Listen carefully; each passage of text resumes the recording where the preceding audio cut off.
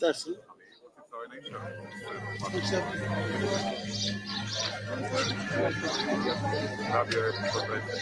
Muszę pisać.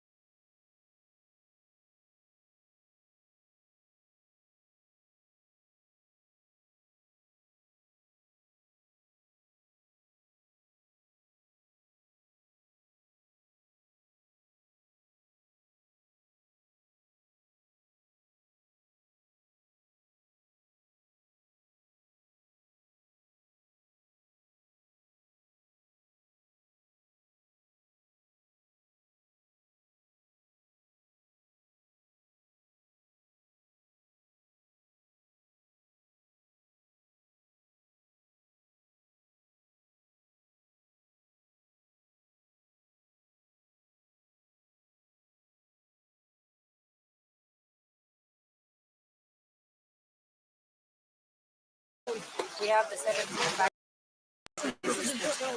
We have the 17th package now ready, and we are working on the next package. And of course, what would really have an impact is the sanctions on energy. And that's why we're also working on the roadmap to get rid of Russian energy that we proposed last week, and we are working on the legislative package also to do so, because to deprive them from the funds of funding this war is extremely important. I think also the political isolation is important to put the pressure on Russia, and there we all have to be united in this, because we clearly see that Russia does not want peace, and everybody else does. So does that mean you're not optimistic about the talks in Turkey? Yes, it is a very good proposal. I think it shows that also Americans are seeing that the pressure should be put on Russia, who doesn't want to stop.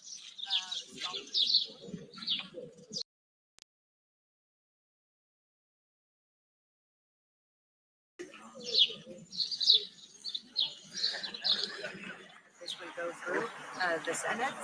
Of course, they have their other procedures there, but I think it's important as a message as well that the Americans are seeing that this is important to put the pressure on Russia, and we have the tools, and the Americans also have the tools to do that. But can we ask about the talks in Turkey?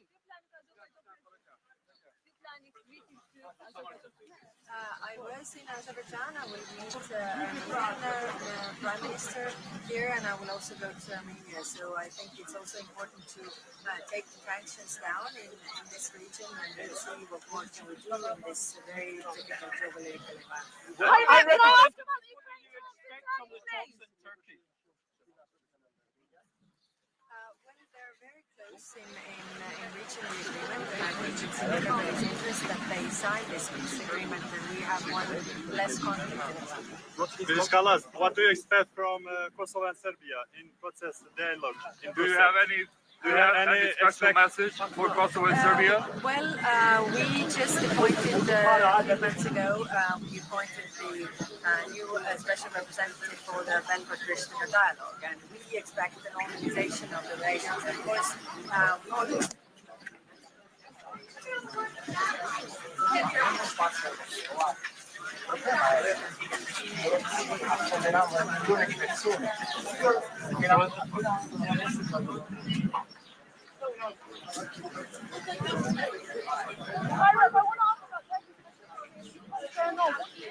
You actually think it will yield some success? Are you optimistic, or do you think it's a fiasco that we didn't actually get the meeting of the leaders?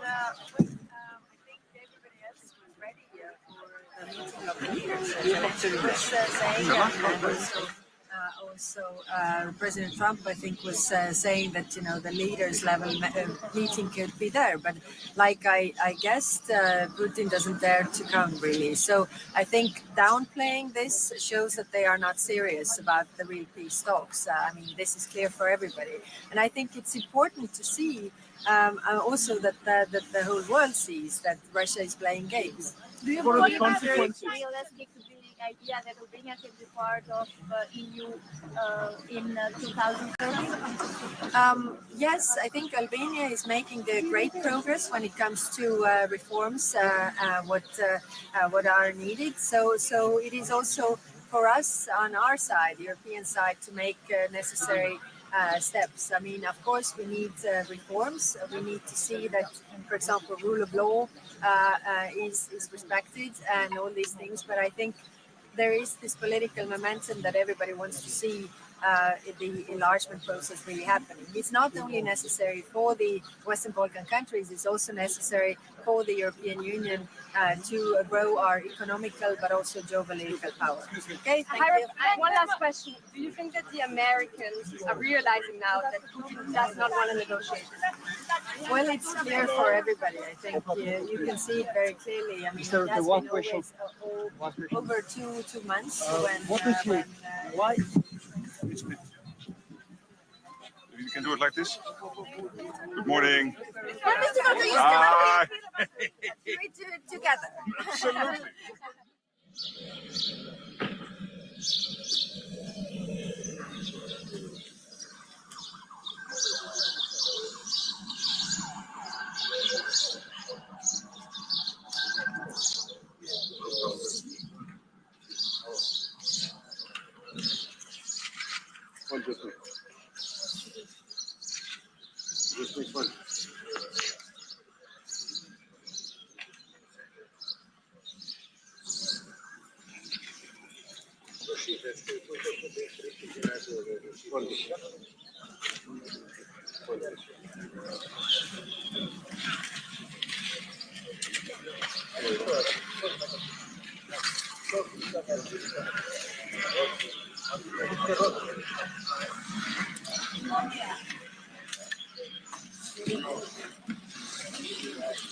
Any part of Ukrainian territory. So that was a very good meeting. I'm really looking forward today to the meeting with the foreign ministers here in Tirana. One at a time, please. So you've said that you have been cautiously optimistic in the past, and you've had the talks with the NATO ministers. Now there are talks in Turkey. I want to know, considering we were hoping that the leaders would meet, and that's not the case. No. Do you think that it's been a failure? Do you think Putin is... I think Putin made a mistake by sending a low-level delegation with this historian leading that delegation, who was also there in the talks in 2022. The ball is clearly in his part of the field now, in his court. He has to play ball. He has to be serious about wanting peace. So I think all the pressure is now on Putin. And what's the expectation from... What has to happen to you understand that ball is not on his side? He realizes this. I know him very well. We did a lot of negotiations between when I was Prime Minister of the Netherlands. He knows extremely well that the ball is in his court, that he is in trouble, that he made a big mistake by sending this low-level delegation. And I think it is very good that the Ukrainians have come to the table. They have sent a delegation which is really willing to negotiate a ceasefire, etc. I'm so happy about the role the US is playing. It is really important. President Trump breaking the deadlock, clearly taking a lead on all of this, which is extremely useful and important.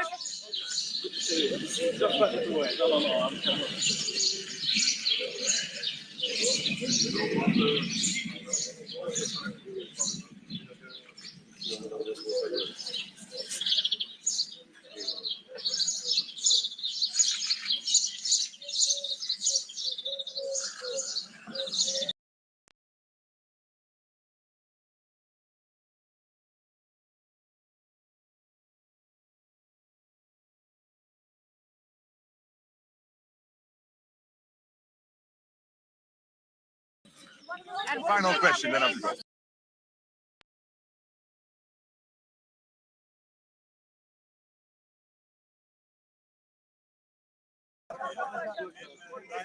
I had a very successful.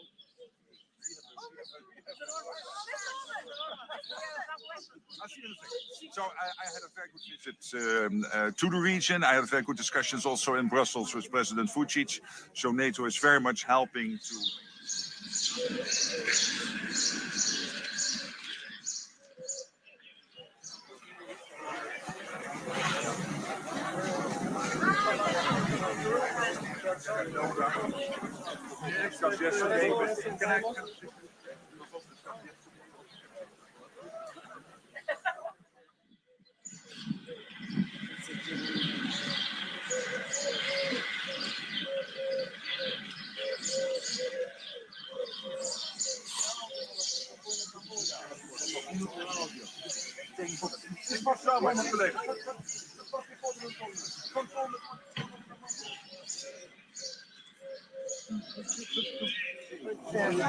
Mr. Rutte, UK TV, very quickly, are you hopeful for some talks on Ukraine today? I think Russia made a big mistake sending this low-level delegation with this historian leading it, who was also.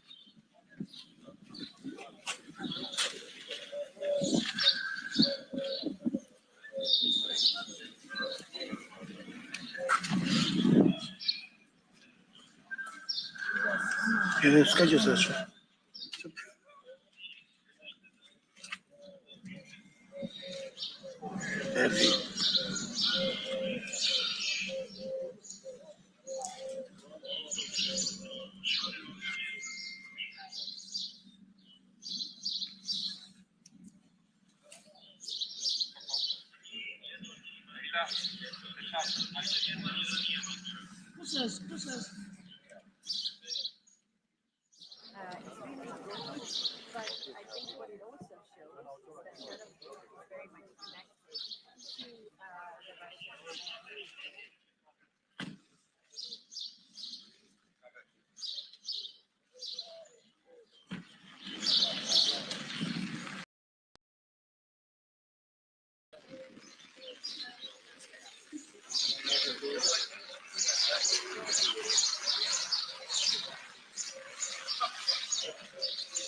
Fiber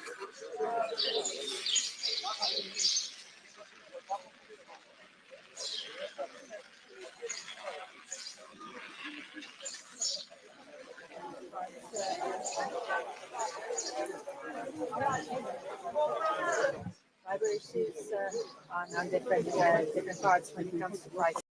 On different parts when it comes to prices responding as well. But do you have deadline for Putin? Because both on his side, but he still don't play this ball. Yes, he's playing games, which shows that they are not serious about it. That is. But we that have is very deadlines that you're waiting for some decision of Putin, and after this date, you will do some other stuff. No, I mean we have been.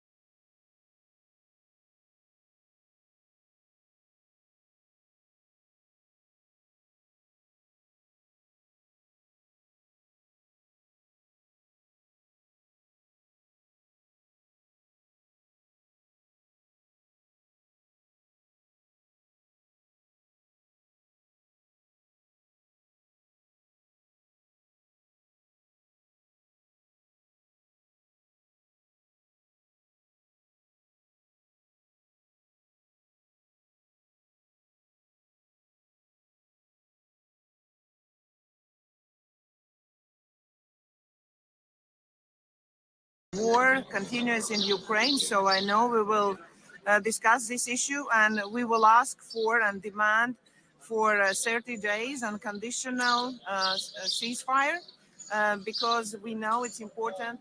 Ukraine wants it. Unfortunately, only Russia doesn't want a peace in our region. Therefore, if it doesn't happen, we will have to agree on next and further sanctions. Only that can stop Russia. So because all countries in Europe want security for their people, for their societies. I know that today as well, we will discuss issues of illegal migration and better economic cooperation, which is very important matter as well to Latvia, I know as well to Albania. And therefore, we will use the CPC summit as a good platform to meet all the European leaders.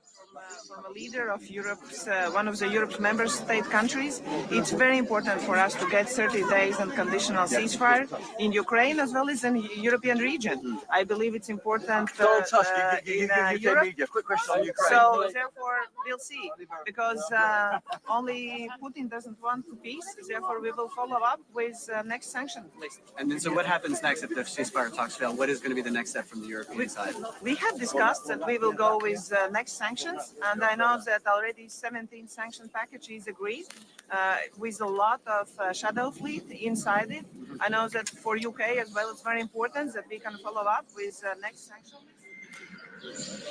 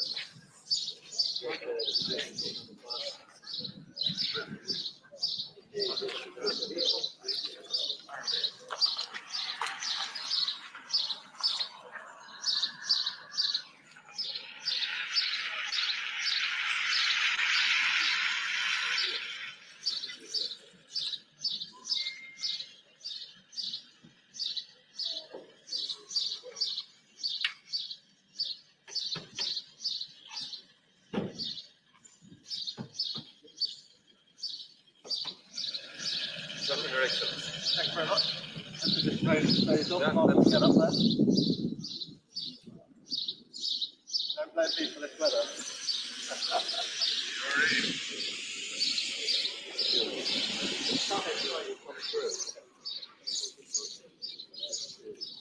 You're participating.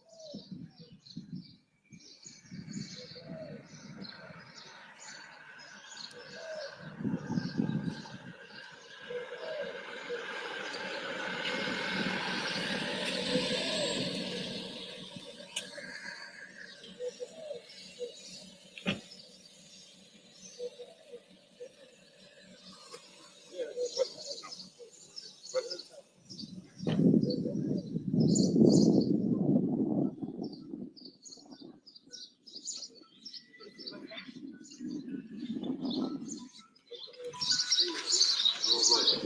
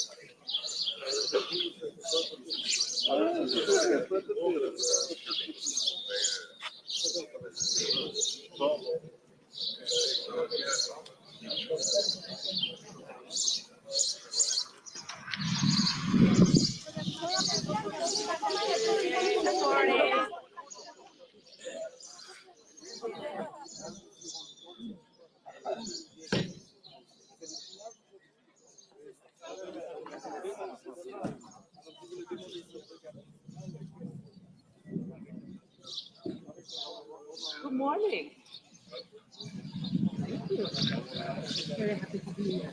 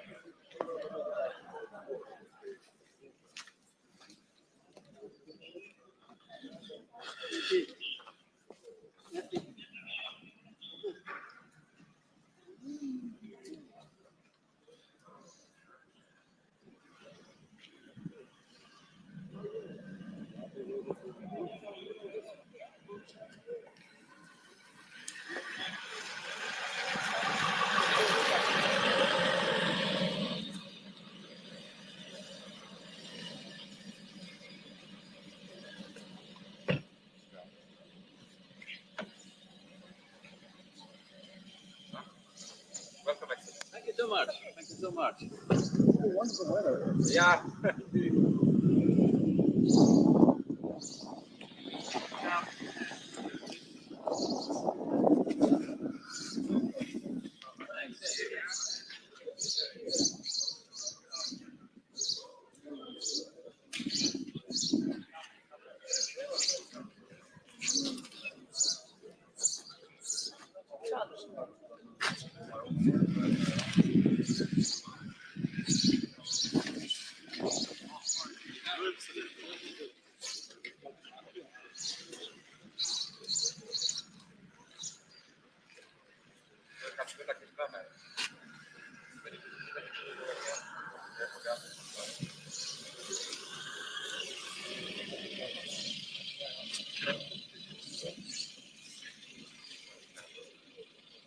It's okay, we have the...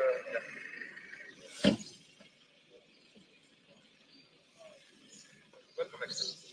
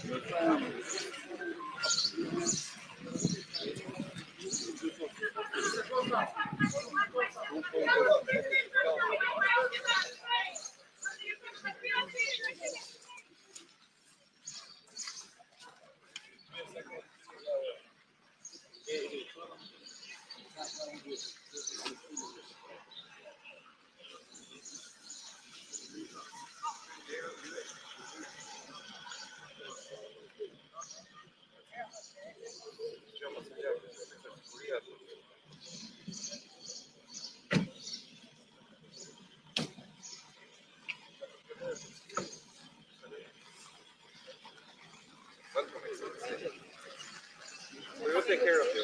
Sure.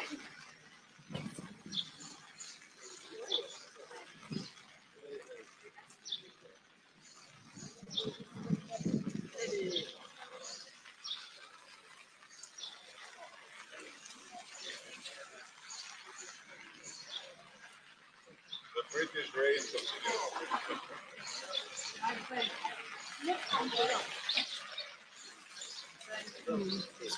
Thank you.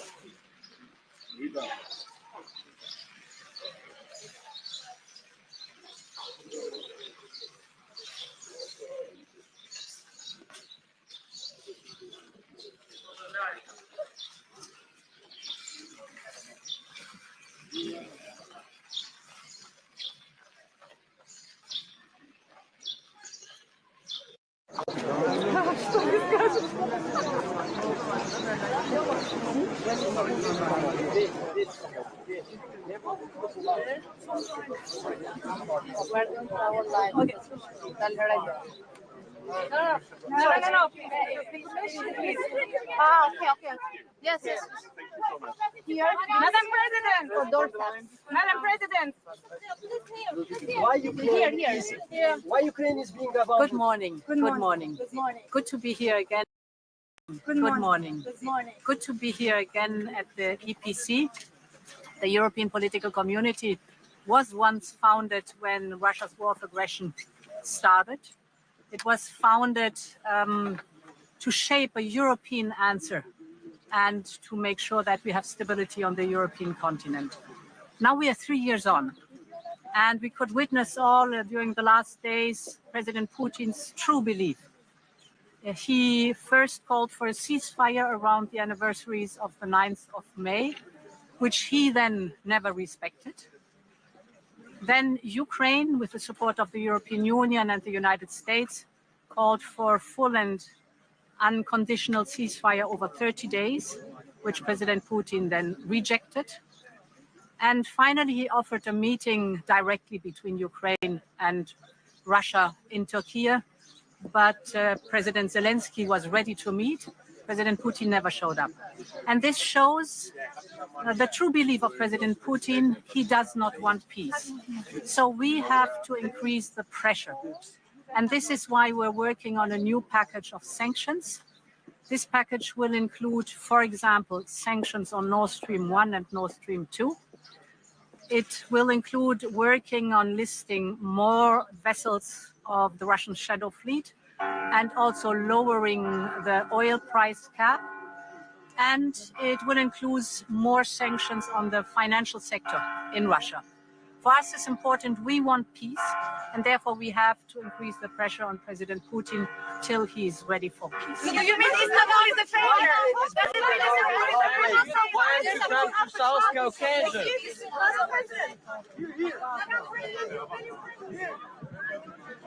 For a ceasefire during the anniversaries of the 9th of May, which he himself had never respected. Then Ukraine called for a ceasefire supported by the European Union and by the United States, but President Putin rejected it. And finally, President Putin offered a meeting directly between Ukraine and Russia in Turkey. President Zelensky was ready to meet, but President Putin never showed up. And this shows his true belief, so we will increase the pressure. We're working on a new package of sanctions that include sanctions against Nord Stream 1 and Nord Stream 2, but also listing more vessels in the shadow fleet and lowering the oil price cap. And finally, more financial sanctions on the Russian financial sector, because we want peace and we have to increase the pressure till President Putin is ready.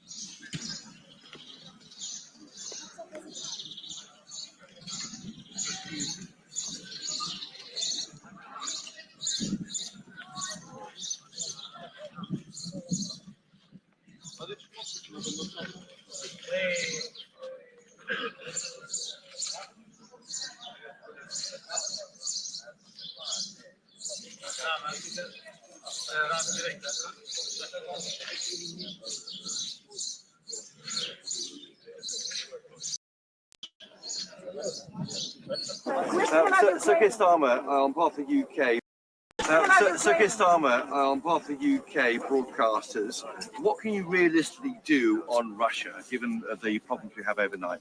Well, I think that what we saw yesterday and overnight is yet more evidence that Putin is not serious about peace. He's been dragging his heels, and I think it's really important, therefore, that we have absolute unity with our allies. We'll be working on that again today to be clear that there must be a ceasefire, but also to be clear that should there not be a ceasefire, then we will act together in relation to sanctions. But for me, this is clear evidence that Putin doesn't seriously want peace. He's dragging his heels, and that's why today is a really important opportunity to work with colleagues to make sure that we are absolutely united. And President Zelensky will be here today, so we will be discussing the situation with him. On the Brexit reset, how are the talks going? Will you have talks on the sidelines ahead of the Monday summit?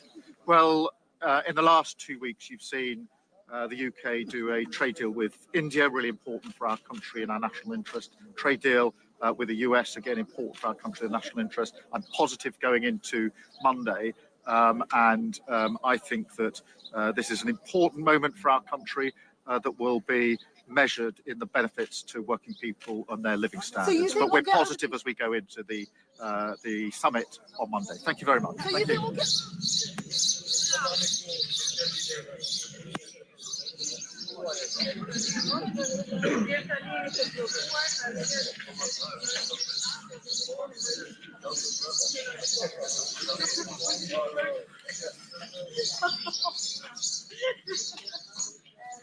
The Americans understood that Putin does not want to negotiate. Do you think the world understood that Putin doesn't want to negotiate? I guess it's obvious, not for the Americans, but for the Europe and for the world.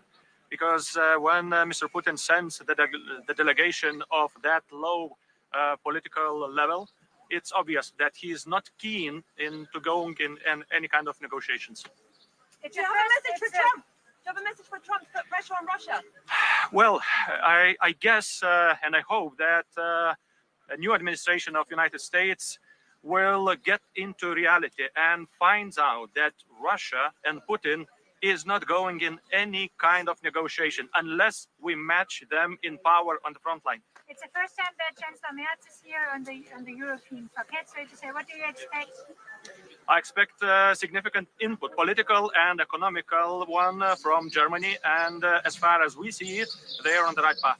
Thank you, guys.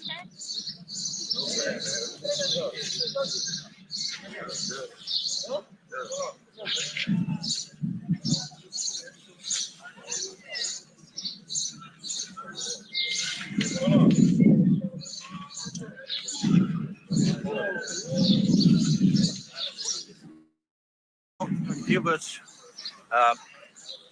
good morning. It's wonderful that Europe is here today, and at the same time, negotiations that are highly important for the future of the Europe are ongoing in Istanbul. Today, from here, we need to send a strong common message. Europe stands with Ukraine. I think that Europe has acted decisively. Today we have strong common voice and message. We need ceasefire, we need peace negotiations and lasting peace. And now, I think that falls on the Russian side. If negotiations don't proceed, Europe must be ready to act strongly with new sanctions and even more support to Ukraine. This is my main message today. But the 17th sanction package is not even going that the EU put more pressure on Russia sooner. We have to work together with US. We need that with sanctions. We need good cooperation, good coordination with US. Thank you.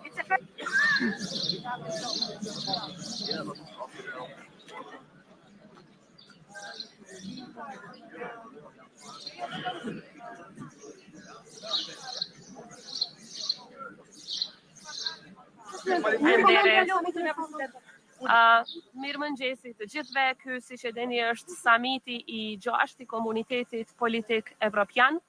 një summit jashtëzakonisht I rëndësishëm I lindur nga jo vetëm nga shtetet e BE-s, se ky summit mbahet pikërisht në Ballkanin Perëndimor, këtu në Tiranë, për çka dua të uroj edhe Shqipërinë edhe kryeministrin Rama. Është shumë e rëndësishme që në fund të summitit të dalim edhe me një plan konkret se si do të ecim përpara shtetet tona drejt BE-s. Sa I përket Republikës së Kosovës, përkundër faktit që ne jemi 100% të linjëzuar me politikën e jashtme dhe atë të sigurisë së Bashkimit Evropian, fatkeqësisht ka një blokadë totale. Nga ana e BE-s nuk vlerësohen reformat tona, nuk vlerësohet puna jon, nuk vlerësohet fakti që ne jemi 100% në përputhje me politikat e tyre, edhe sa I përket sanksioneve ndaj Rusisë dhe sa I përket politikave të tjera. Për fat të keq po jepet një mesazh shumë I keq për rajonin ton, se më shumë po hapet dera në raport me ata që po shkojnë në Moskë te Putini, sesa për ne që nuk shohim rrugë dhe alternativë tjetër për Zoja Osmani, keni shpresë sot për mesazhet e konkluzionet të këtij samiti I cili mund të jetë në drejtimin e asaj çfarë ju pretendoni, që BE-ja të kenë syt nga ju për të tërhequr vëmendjen për atë që ju pretendoni? Më shumë kemi kërkesë se sa që kemi shpresë. Kërkesat tona do të jenë të zëshme, jo për shkak të ndonjë arrogancë politike, por për shkak se e meritojmë dhe ne kërkojmë që ky proces të jetë I bazuar në merita. Ndërkaq sa I përket konkluzioneve, zakonisht samiti I EPC-s nuk është se ka konkluzione të forta politike apo veprime politike, megjithatë është një mundësi e mirë për ne që në një forum ku jemi të barabartë të bëjmë kërkesa.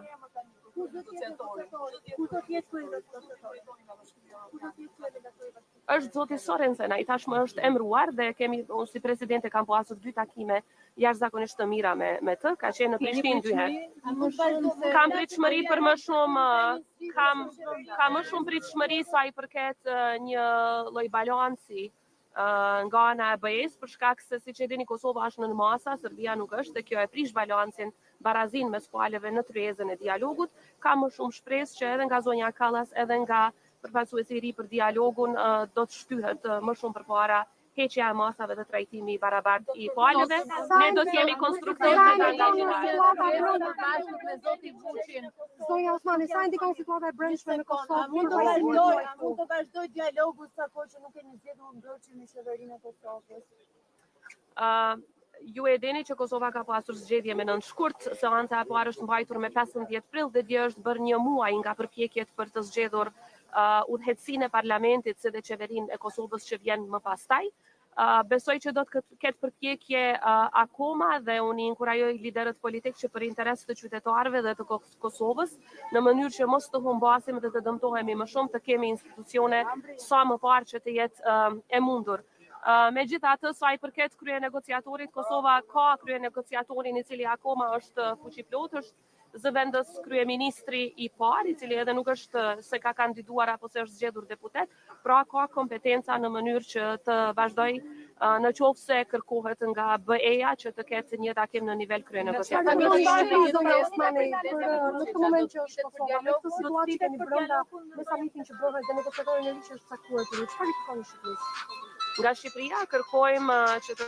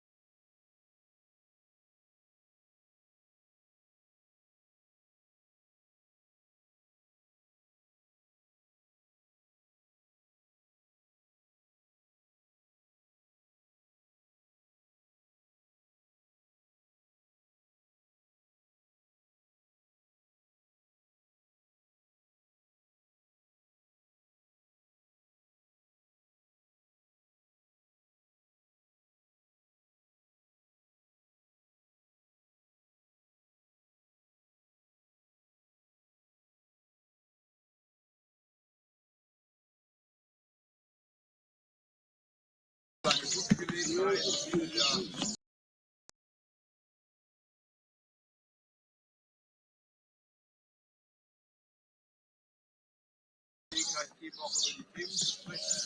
uns zurzeit beschäftigen. Natürlich bedauerlicherweise immer noch der Krieg in der Ukraine. Ich hoffe sehr auf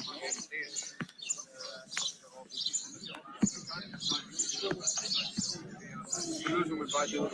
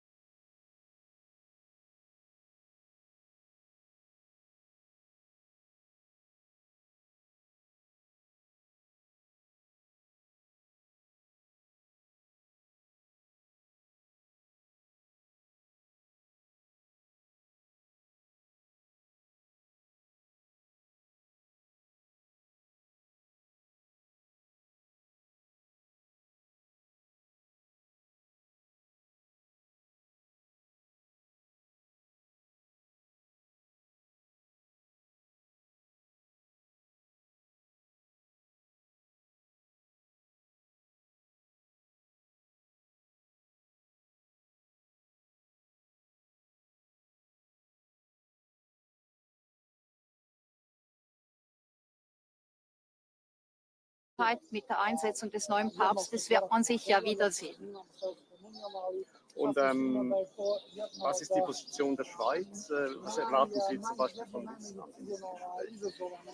Ja, ich meine, man kann nur die Erwartung äußern, dass dieser Krieg endlich beendet wird und dass beide Parteien die Bereitschaft haben, sich an den Tisch zu setzen. Offensichtlich ist die Ukraine bereit zu direkten Gesprächen.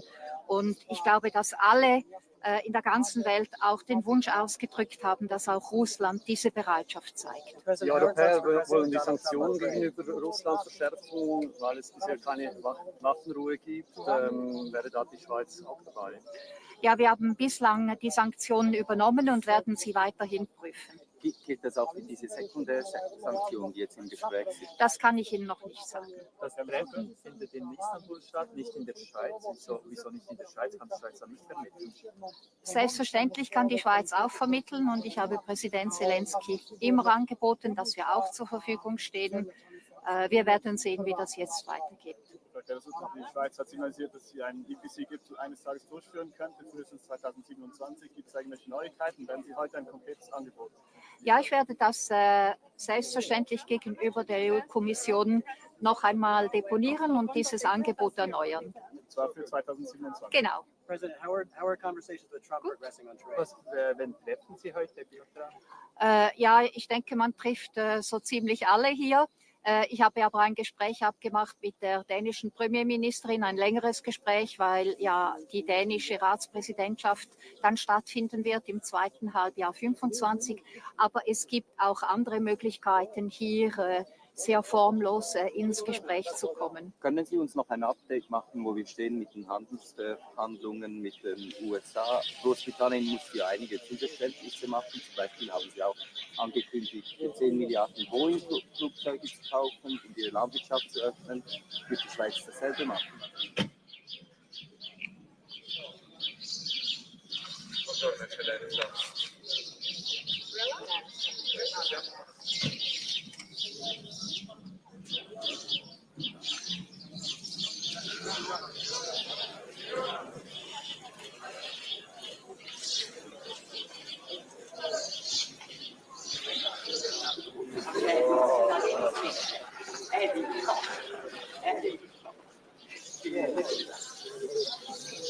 He only does it to be cool as me.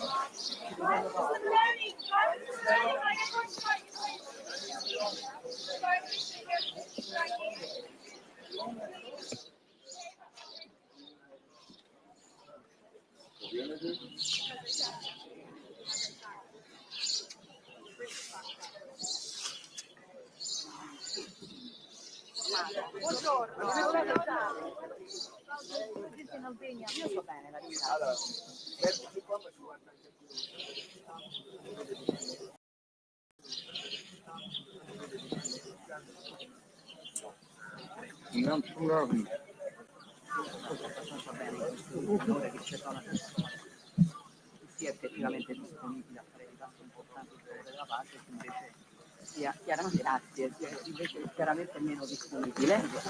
Penso però che non dobbiamo cercare la spugna, penso che dobbiamo insistere per una cessata del fuoco incondizionato, che dobbiamo insistere per un accordo di pace serio che preveda garanzie di sicurezza per l'Ucraina e continuiamo a lavorare anche in questi formati per questo obiettivo. Presidente, non è passata al centro migranti di Zagreb prima di venire qui? Non ho fatto in tempo. No, non faccio in tempo, ma insomma stiamo andando avanti. Mi pare che il lavoro dimostri anche, diciamo, per la velocità di funzionamento soprattutto dei rimpatri, e che insomma si dimostri che alla fine, come avevamo promesso, stiamo andando avanti. Si parla di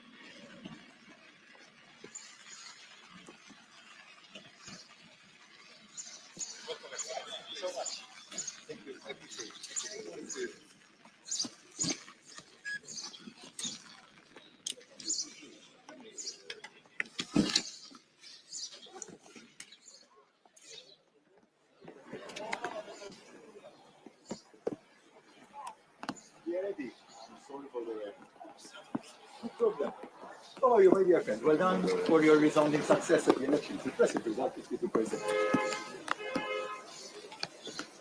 That is amazing. 52.1. Oh, yeah, I get that result. Good work, huh?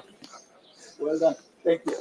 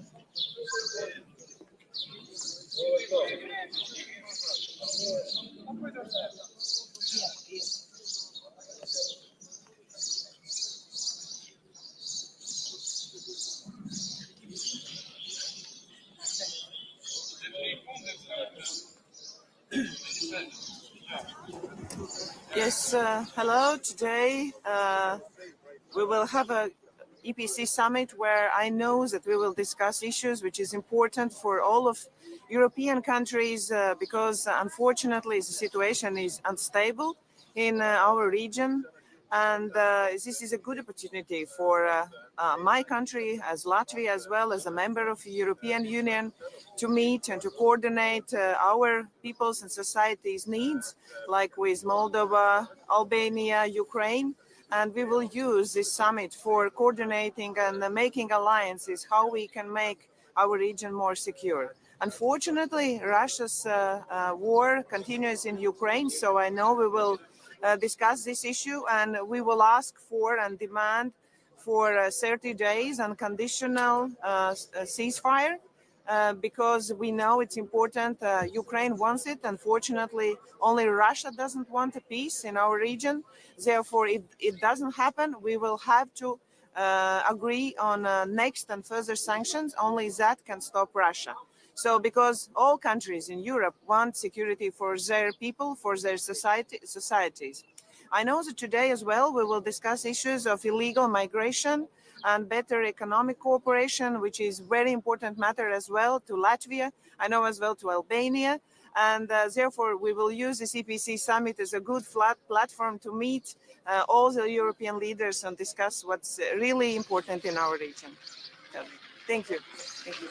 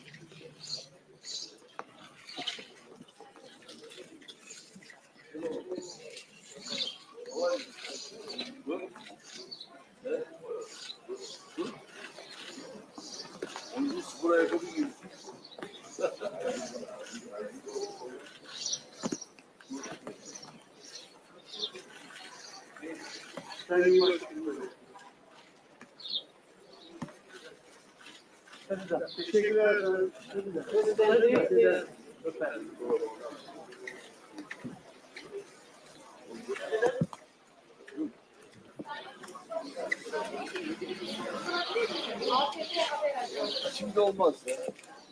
Şimdi işimize bakalım. Çok işimiz var. Sadece konuşmalarla ilgili bir şey sorabiliriz yani. Nasıl gidiyor? Ne gelişecek?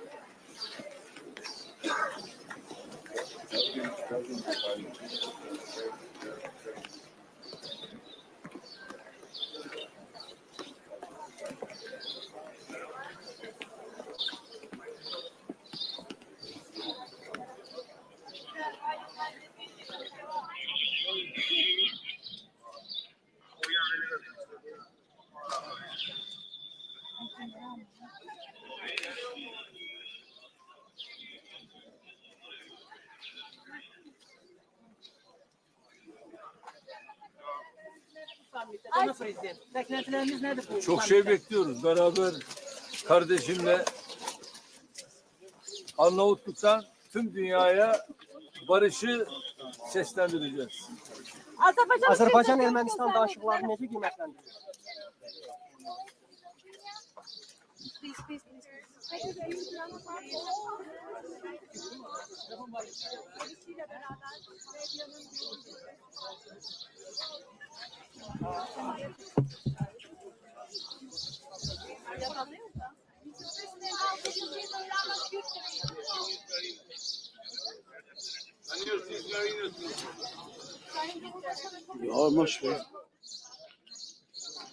Ragazzi,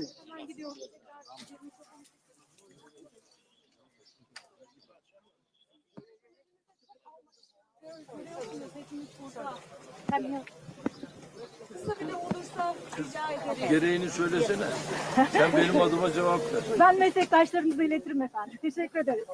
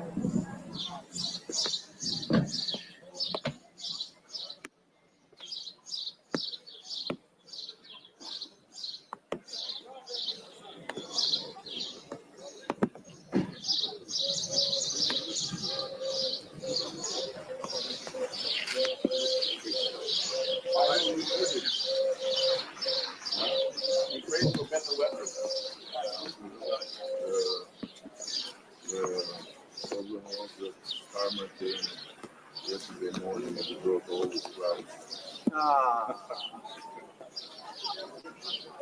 Now it's all clear.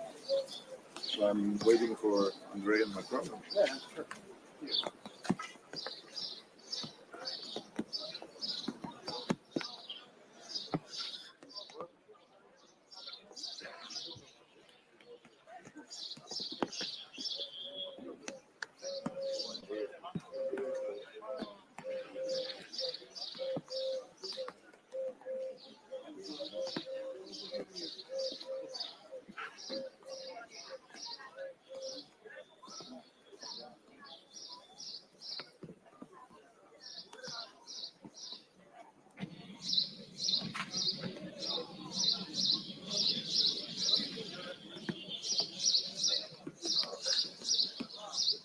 Hello, welcome, Excellency.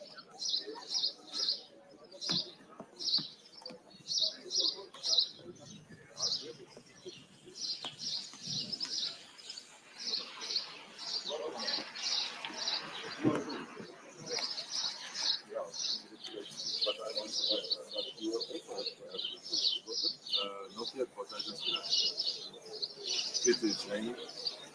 Yeah. Start the way of the ring. Yes. Thank you.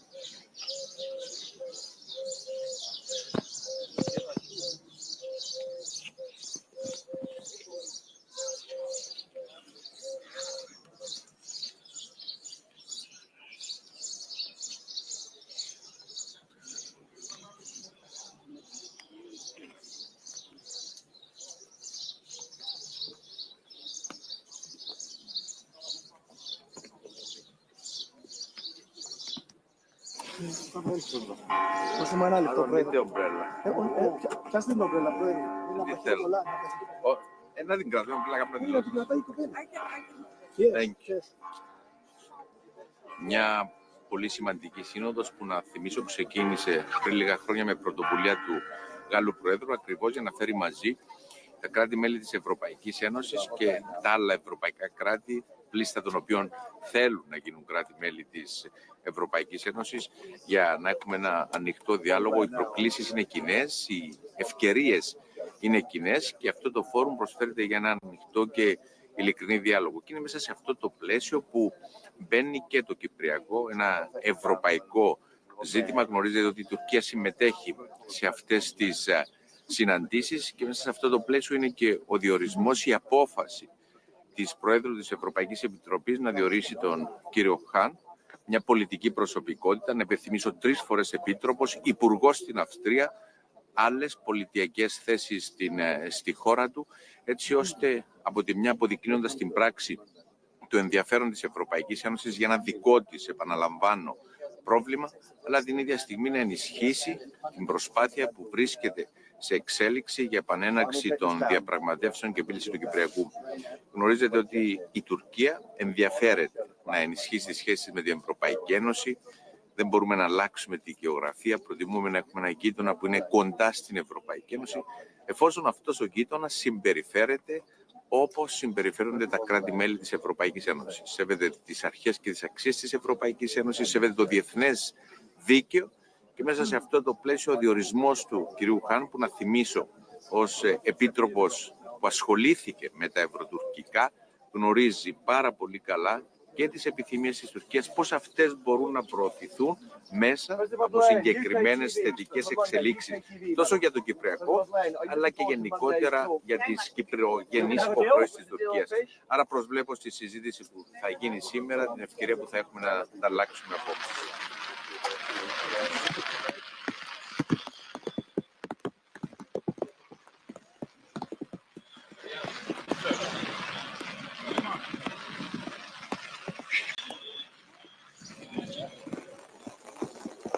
We condemn Russia's aggression on Ukraine. We believe that peace should be done, but it should be a just peace, which would not revolt the aggressor of Ukraine. Would you plan to visit the South Caucasus, including Azerbaijan? Sorry? Would you visit? Do you plan to visit South? Yeah. Would you Do you plan to visit South Caucasus region? Azerbaijan. At the moment, there is no planned visit, but I was in Azerbaijan a year and a half ago. Thank you. Thank you so much. Thank you. Thank you.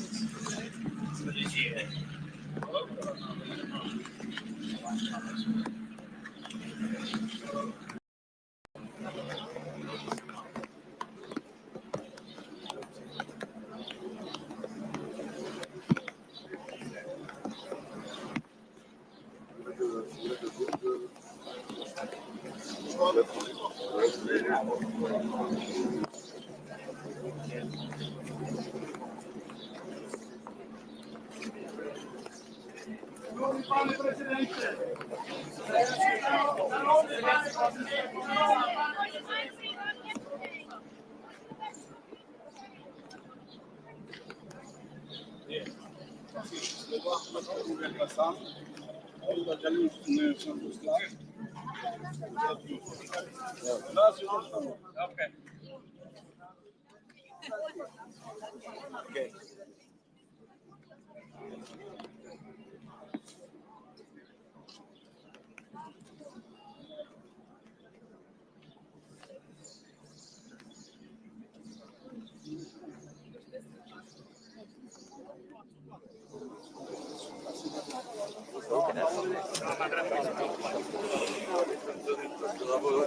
Vai microfone insieme.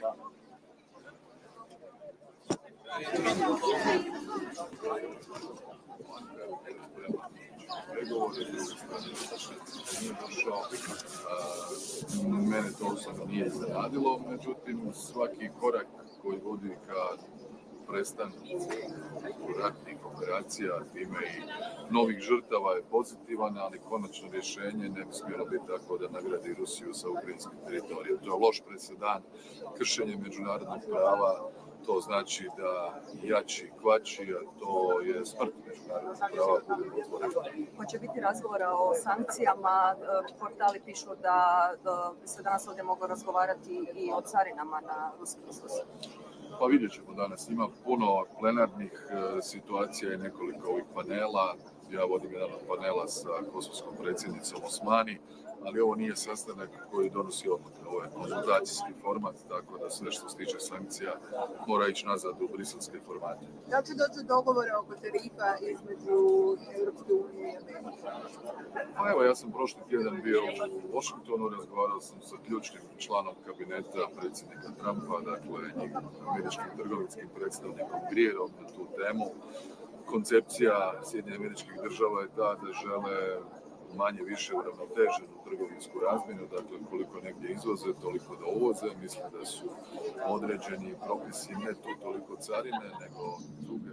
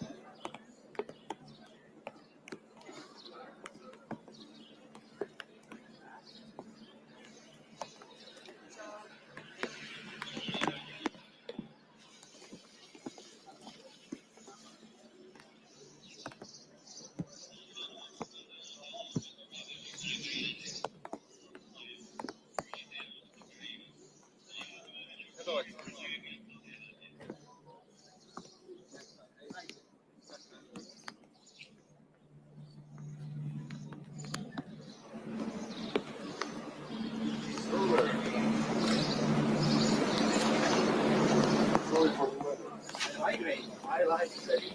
Yes, thank you.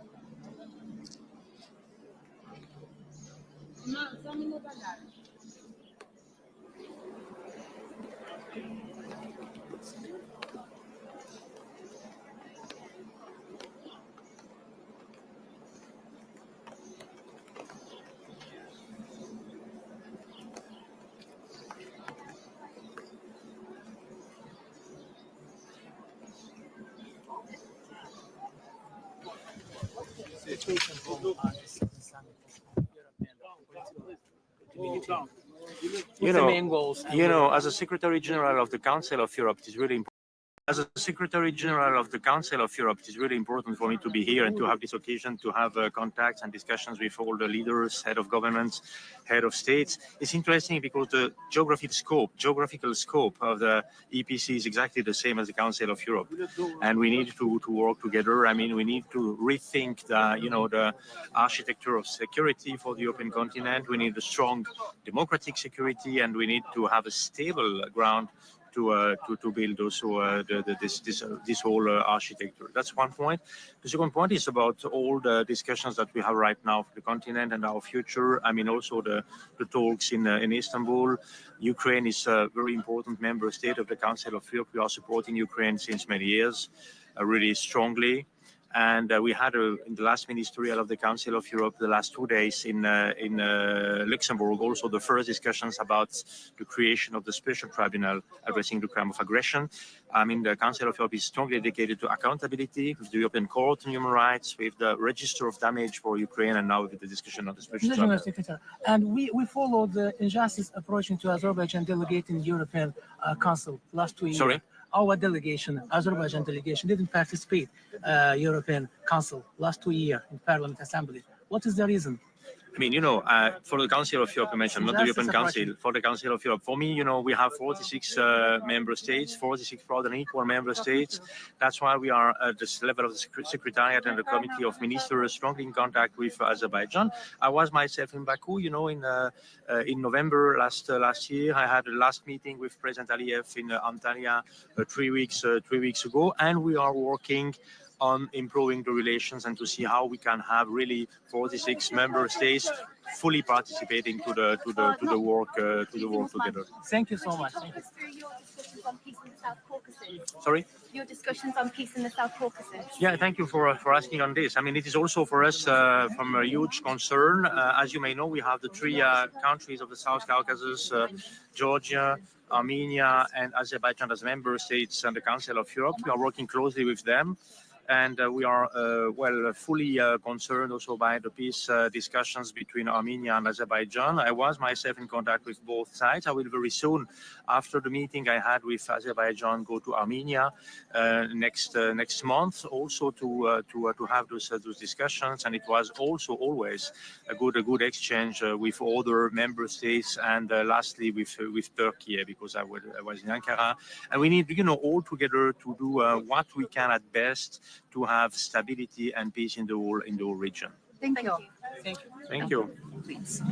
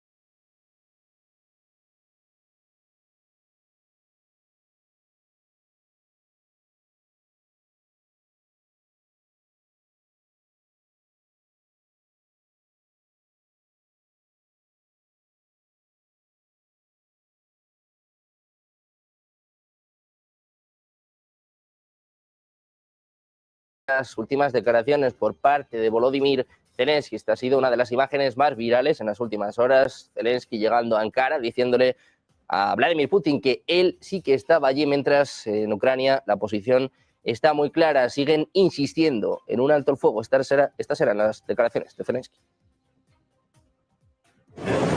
President Zelensky, Sky News, do you have a message for Vladimir Putin? I'm here. I think this is very clear message. See you, all the best. Thank you very much. Припинення вогню. Якщо безумовне припинення вогню можливо сьогодні зробити на рівні технічних груп, без лідерів немає запитань, можна не зустрічатись, тому що є перший крок. Якщо йде сигнал від Російської Федерації, який ми з вами чули, що безумовне припинення вогню, такі речі повинні вирішуватись на прямих перемовинах лідерів, я тут. Ми готові до прямих перемовин. Pendientes de las conversaciones en Estambul, como decimos, la última hora pasa por la reunión, el cara a cara entre Rusia y Ucrania, pero estamos también mirando a otro de los protagonistas en este conflicto, un Donald Trump que espera reunirse lo antes posible con Vladimir Putin y que está abandonando en estos momentos Abu Dhabi, a punto de subirse al Air Force One en medio de las polémicas en torno al regalo de Qatar, este avión multimillonario que le ofrecieron en las últimas horas. Esta es la imagen ahora mismo desde Abu Dhabi, el presidente de Estados Unidos a punto de volver a Washington, a punto de también hacer nuevas declaraciones desde el Air Force One. Estamos muy atentos a esta señal, pero vamos a seguir mirando a Ucrania.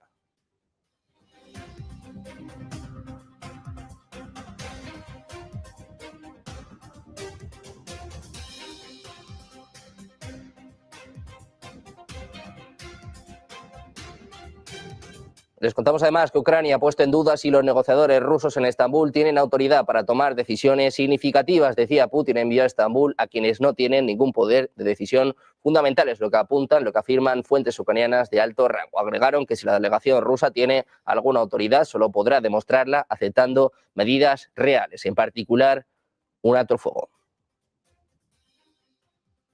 Miramos a China, que afirmaba hoy que espera que Rusia y Ucrania dialoguen y puedan llegar a un acuerdo de paz vinculante al comentar el encuentro que mantendrán este viernes en Estambul delegaciones de ambos países para buscar una salida negociada a la guerra. Decía, la posición de China ha sido siempre clara y coherente. Apoyamos todo esfuerzo que conduzca a la paz y apoyamos a ambas partes para que dialoguen y negocien de forma directa. Esperamos que ambos países mantengan este diálogo y negociación y lleguen a una paz justa y vinculante, aceptada por todas las partes involucradas, es lo que señalaba el portavoz de Exteriores Lin Yan. Pekín agregaba que espera que se pueda llegar pronto a un arreglo político a la crisis en Ucrania.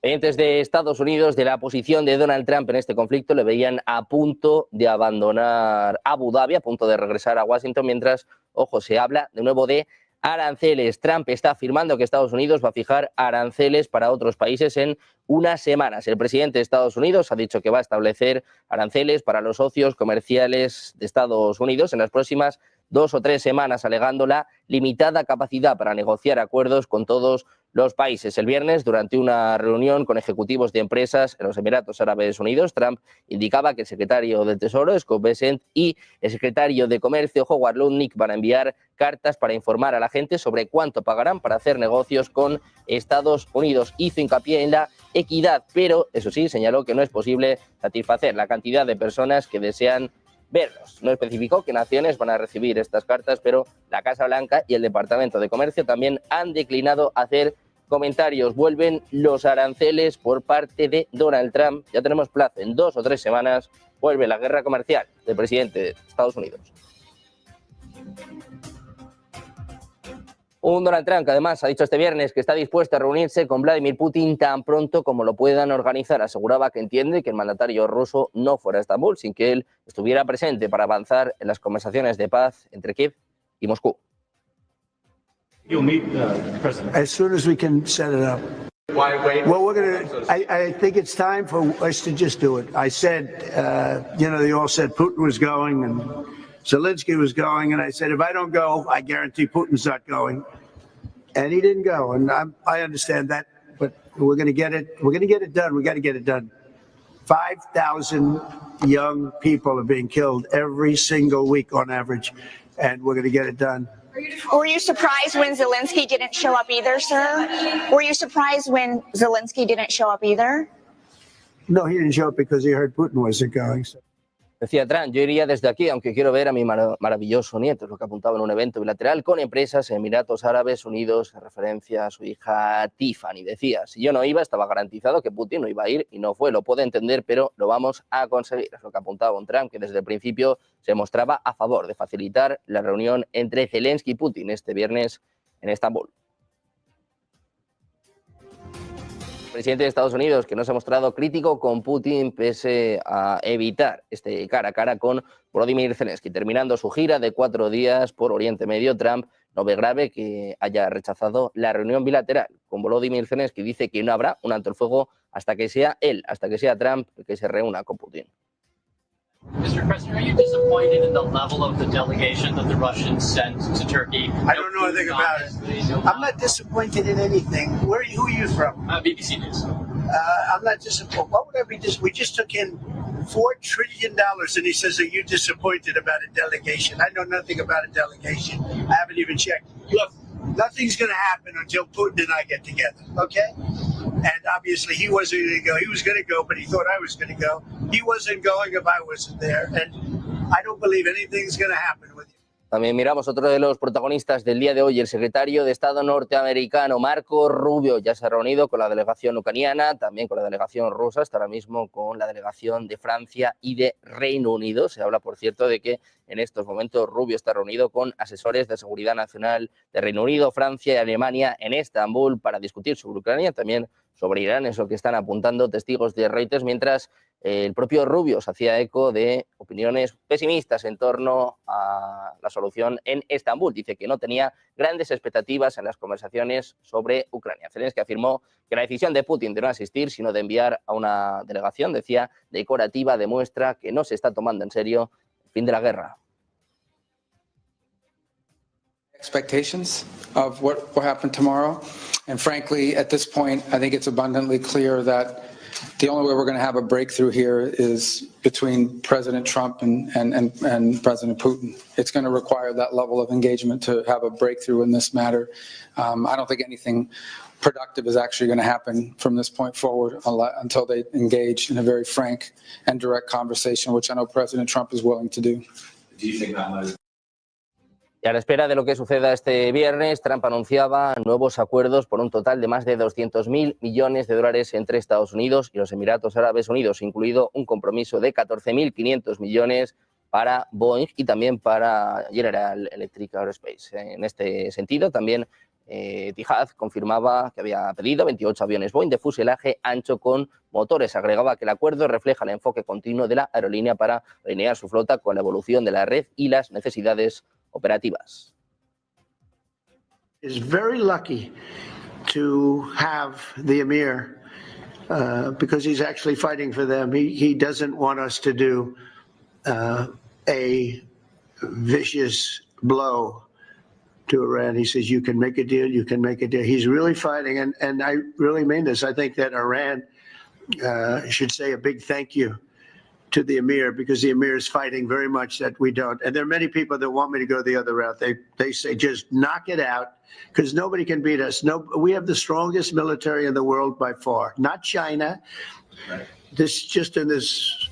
Pendientes de los acuerdos con Irán, mirando también a la posición de Europa en el conflicto en Ucrania, con la mirada puesta en Estambul, con declaraciones por parte de Ursula von der Leyen. Más Ruth, hacemos una pausa, seguimos con la información. Negocios Televisión.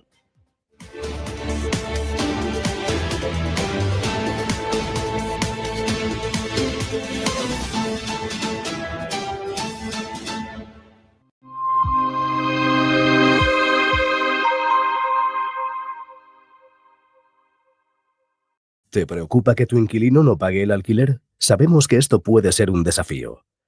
Aunque los gastos son fáciles de calcular, El verdadero reto es gestionar la falta de pago por parte del inquilino. SEAC te ofrece una garantía de renta asegurada hasta que recuperes tu vivienda, pase el tiempo que pase. Relájate. SEAC se encarga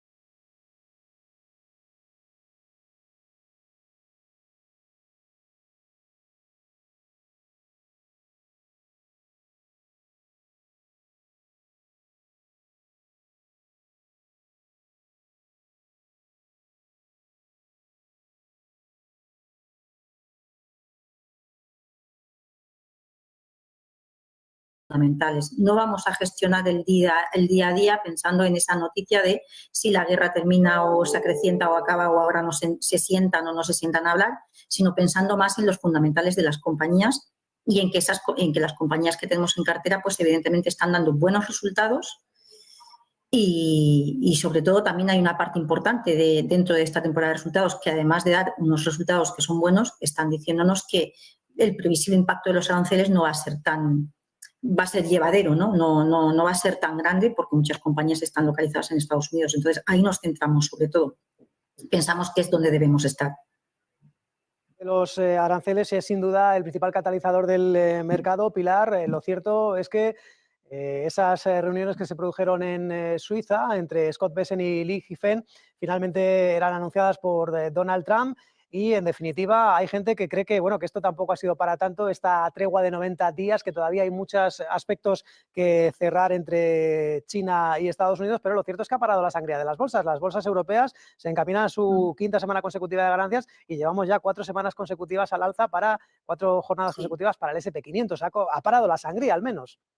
Sí, bueno, ha parado la sangría y se ha recuperado. Pensemos que, por ejemplo, en Europa hemos vuelto a rentabilidades más o menos del índice Eurostock del 10%. O sea, está muy cerca otra vez de máximos. Pero es que es lógico, porque es lo que estamos comentando. Trump no es una persona irracional, a pesar de que su discurso lo parezca. El día 2 salió con su famosa tabla, pues anunciando los debates, con un espectáculo pues que normalmente es el suyo, pero realmente lo que él quiere es negociar. Y luego hay cuestiones que a cualquier presidente de una economía desarrollada y que es racional y que además quiere salir elegido, tiene que tener en cuenta. Y lo que tiene que tener en cuenta es que lo que no puede llegar es al año que viene con una inflación del 5,5%, con un mercado financiero pues que te ha caído un 20%, con un mercado inmobiliario que se ha ralentizado porque los tipos, que esto también hay que verlo, te han subido los tipos a largo pues al 4,70 o incluso se te pueden ir más para allá, lo cual significa también peor financiación del gobierno estadounidense y que el dólar se te ha depreciado muchísimo. Entonces, también ahí tiene que cuidar bastante. Yo creo que lo primero que se encontró Trump después de anunciar esos aranceles es que él pensaba que con cualquier noticia iba a volver a hacer subir a los mercados. No fue así. Lo que nos encontramos fue que la renta fija o que el bono a largo plazo le subió en tipo de interés bastante, lo cual quiere decir que te financias más caro y que el dólar se le depreció precisamente porque lo que te está diciendo el mercado es cuidado con tu lenguaje porque llega un momento en que nos causas una desconfianza y una incertidumbre que puede ser luego complicado de remar. Entonces yo creo que aquí Trump va a medir sus palabras. Evidentemente queda mucho por ver. Vamos a ver días en los que Trump diga que sí a los aranceles y otros días que diga que no. Pero que lo que creemos en nuestro escenario central es que es condenados a entendernos y que de aquí a un año vista, por mucha volatilidad que haya, el mercado al final pues no debería estar peor de lo que ha estado, ¿no? Ese es el tema. Entonces, dicho esto, pues queremos eso, que el mercado simplemente se ha repuesto, lógicamente, porque han venido buenas noticias, como hemos dicho, desde el punto de vista de que los aranceles, pues probablemente a lo mejor no vayan a ser tan altos y no vaya a haber tantos problemas. Por cierto, Pilar, poniendo el foco en sectores y regiones, ¿dónde estáis más posicionados? No sé si sois tremendamente selectivos con compañías concretas con un perfil muy particular o digamos que hay más peso en la renta variable europea o en la renta variable americana, incluso Asia. Bueno, nosotros en primer lugar sí que somos un fondo europeo, que podemos tener un 25% en otros países. Ahí ese 25% desde luego no lo tenemos ahora mismo en otros países, tenemos un 10% en Estados Unidos en compañías muy concretas, con historias muy concretas, como puede ser sobre todo, que es un sector que nos gusta mucho, compañías ligadas a inteligencia artificial, ¿no? En el caso, por ejemplo, pues pues ahí tenemos, por ejemplo, Microsoft. Tenemos también SAP, pues tema también, bueno, SAP es europea, pero bueno, Microsoft. Tenemos también TSMC, que es una compañía taiwanesa, pero que cotiza en Estados Unidos. Tenemos Broadcom, que son chips de conectividad. Esas ideas nos gustan bastante. Todas las que están, pues bueno, que son o proveedoras de infraestructura de centro de datos o que también, de alguna forma, proveen de algún servicio de inteligencia artificial. Por otra parte, ¿qué sectores también nos gustan? Nos sigue gustando mucho electrificación. Creemos que es un sector que desde enero, mediados de enero, sufrió mucho porque se pensaba que iba a haber una desaceleración en centro de datos. Desde luego no va a ser así. Y aquí, pues, compañías como, por ejemplo, puede ser Legrand, Schneider o Prysmian, aquí, desde luego, confirmamos que los resultados que han tenido han sido muy buenos resultados y que están teniendo además muchos pedidos y una tendencia al alza, lo que es en centro de datos. Nos gusta también el sector construcción y materiales de construcción, compañías, por ejemplo, con materiales especiales como puede ser Sika, o también de materiales Saint-Gobain, ¿no? Incluso con tiendas de do it yourself. Estas compañías, por ejemplo, se van a ver beneficiadas de lo que es la mejora del crecimiento en Europa. Esta mejora en el crecimiento, pues sobre todo la basamos en el plan de infraestructuras que ha puesto en marcha lo que es el gobierno alemán, que son 500.000 millones en 10 años lo que va a gastar, y desde luego todas estas compañías se van a ver también muy beneficiadas. Por ejemplo, Vinci también. Industrial, pues también pensamos que tiene que haber una aceleración lo que es en los resultados precisamente por ese plan de infraestructura, y aquí compañías, por ejemplo, como Ante, que es de maquinaria, o compañías, por ejemplo, de nicho también, como puede ser gases industriales, Linde, también nos gusta. Y después, pues también algunas compañías también de nicho, como puede ser Vidrala, que es por todo el tema de botella de vidrio, ¿no? Todo el tema del consumo, la mejora del consumo, pues pensamos que puede ser bueno. ¿Qué no nos gusta? Por ejemplo, nos sigue sin gustar autos.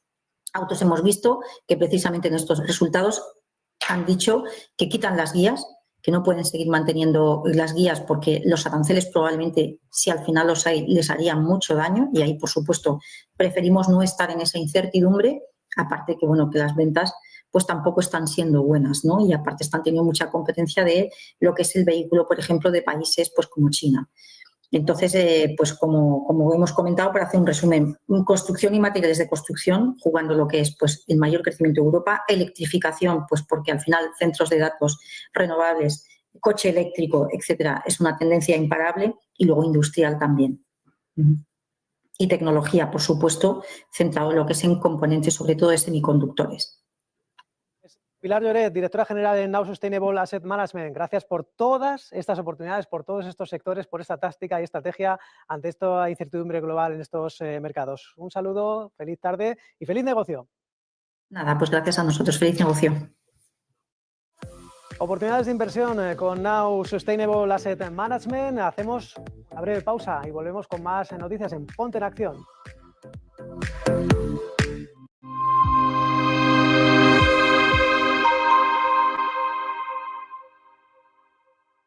En el corazón de Madrid, descubre los Montes de Galicia, donde la tradición gallega se encuentra con la innovación culinaria.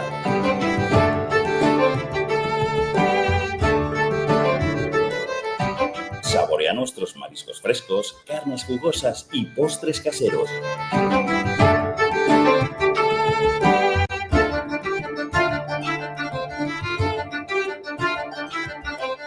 Todo preparado con ingredientes de la más alta calidad. Disfruta de una experiencia gastronómica única en un ambiente acogedor y elegante. Los Montes de Galicia, donde cada comida es una celebración. ¡Te esperamos!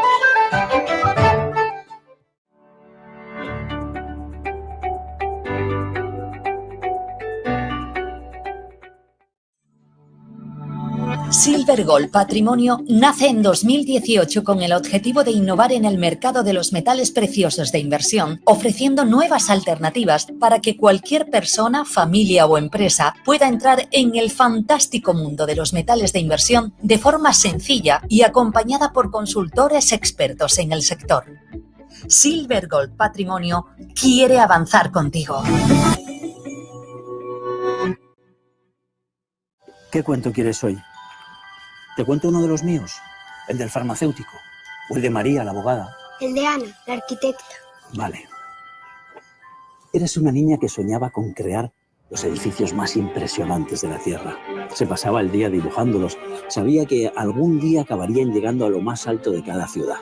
Y que cualquier persona... Cada profesional tiene detrás una historia increíble. Creer en ella es lo que de verdad cuenta. Arquia Banca, el banco de los profesionales. Recibes un mensaje alarmante de tu inquilino en el que te informa que no puede pagar el alquiler. No te preocupes, SEAC está aquí para ayudarte. Nuestro equipo te asegura que recibirás tu renta a tiempo. Con SEAC, tu renta está protegida. Recibes el ingreso en tu cuenta como siempre. Disfruta de la tranquilidad sabiendo que SEAC maneja el imprevisto por ti. Alquila tranquilo. SEAC responde.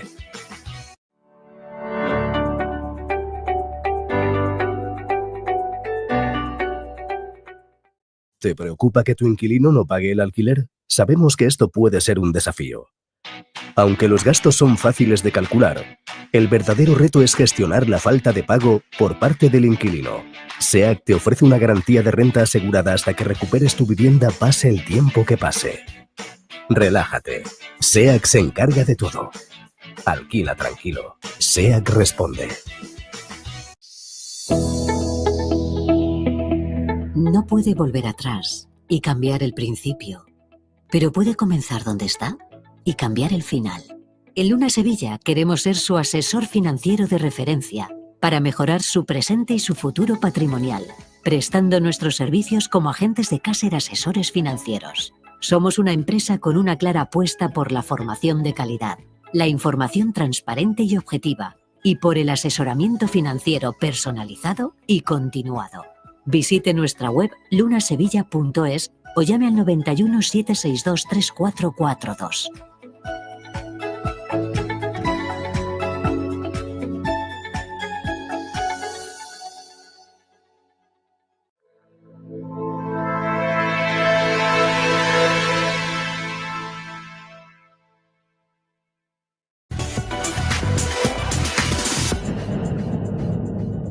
Ya estamos de vuelta en Ponte en Acción analizando las consecuencias de este mercado en el que las bolsas europeas pues de momento mantienen el tono positivo. El MIB italiano es que lidera esas ganancias subiendo más de un punto porcentual, seguido muy de cerca por el IBEX 35 que se ha colocado por encima de los 14.000 puntos, máximos desde 2008. Enseguida conectamos con la Plaza de la Lealtad, pero antes les tenemos que contar otros mercados, otros activos. Ya saben que esta semana está siendo claramente negativa para el oro, pues bien, sepan que ahora mismo está cayendo cerca de un 2%.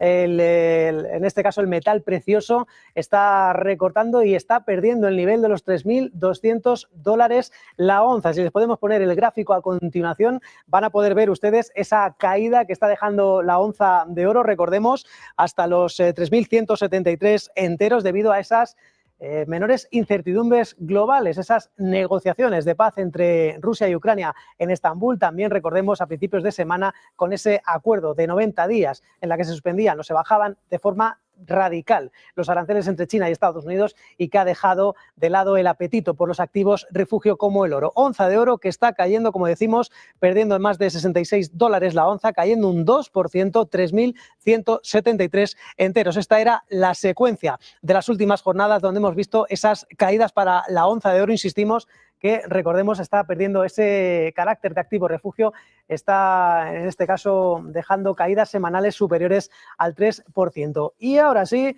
el momento de conocer los protagonistas empresariales en una jornada en la que hemos conocido las buenas perspectivas para el sector lujo, para Richmond, que está dejando subidas muy importantes. También ojo al sector defensa con una mejora de recomendación de JP Morgan por parte de Reng. Y en este caso el protagonismo empresarial que está marcando la sesión de este viernes 16 de mayo. Eva Villanueva, Bolsa de Madrid. Hola de nuevo.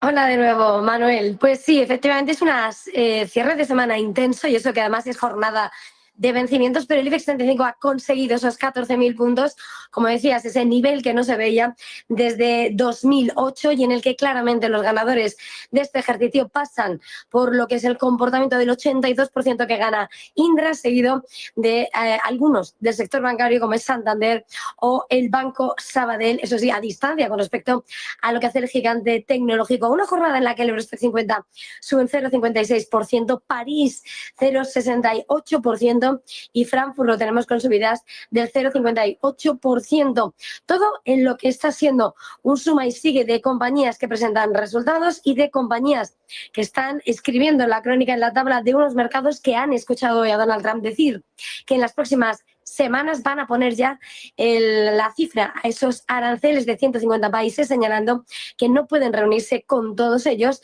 y sobre todo viendo cómo ese petróleo sí mira ese posible acuerdo con Irán, pero es en la geopolítica donde las expectativas sobre Ucrania se van deshaciendo. En este escenario, hoy en Europa vemos como los títulos de ASML son los que más caen, el 1%, mientras que por una de las subidas vemos a que está siendo el comportamiento de los títulos de Essilor-Luxottica, que suben casi un 4% en una jornada en la que, viendo a ese sector de lujo con Richmond impulsado por Cartier, vemos a Kering subir el 1,43%, por ejemplo, entre otros de los protagonistas clave. Todo esto en una mañana en la que los futuros de Wall Street se están preparando para un inicio de mercado con subidas moderadas, pero donde están pendientes de la recuperación de algunos de los gigantes que ayer retrocedían, como son Tesla y Alphabet, que están subiendo en premercado. El oro, como lo decías, perdiendo esos 3.200, es que se encamina a cerrar su peor semana desde noviembre, con ese optimismo que aún así persiste en torno a las relaciones con Estados Unidos y China. Hoy Trump ha dicho que son un acuerdo que todavía hay que seguir concretando y, por supuesto, protagonistas de nombre propio, entre ellos decíamos a Richmond, pero también tenemos a Citi, que va a eliminar 200 puestos de trabajo en contratistas de tecnologías de la información porque quiere a su propio personal después de las denuncias que ha sufrido por la gestión de riesgos y de los datos. Y por supuesto nos vamos a quedar con las declaraciones de Rafael Bostic de la FED de Atlanta. Hoy Barclays ha dicho que no prevé recesión para la eurozona y desde la FED de Atlanta es lo que ha dicho Bostic, no prevé recesión, prevé que crezca la economía estadounidense entre el 0,5 y el 1%, muy lejos, eso sí, del 3,5% que se anotaba la economía americana el año pasado. Y en cuanto a política monetaria, espera un recorte, pero solo un recorte más este año porque dice que la incertidumbre va a impedir que haya nuevos recortes y todo en un escenario donde apunta que posiblemente la política de la Reserva Federal tendrá que anticipar y tal vez contrarrestar las fuerzas inflacionarias que vayan observando. Muchísimas gracias, Eva Villanueva, Plaza de la Lealtad, en directo, donde hemos visto algunos de los protagonistas en la jornada empresarial. Por supuesto, tenemos esa foto de Albania con todos los líderes europeos en esta cumbre, en esta sexta edición en la que, como pueden observar, caras displicentes con...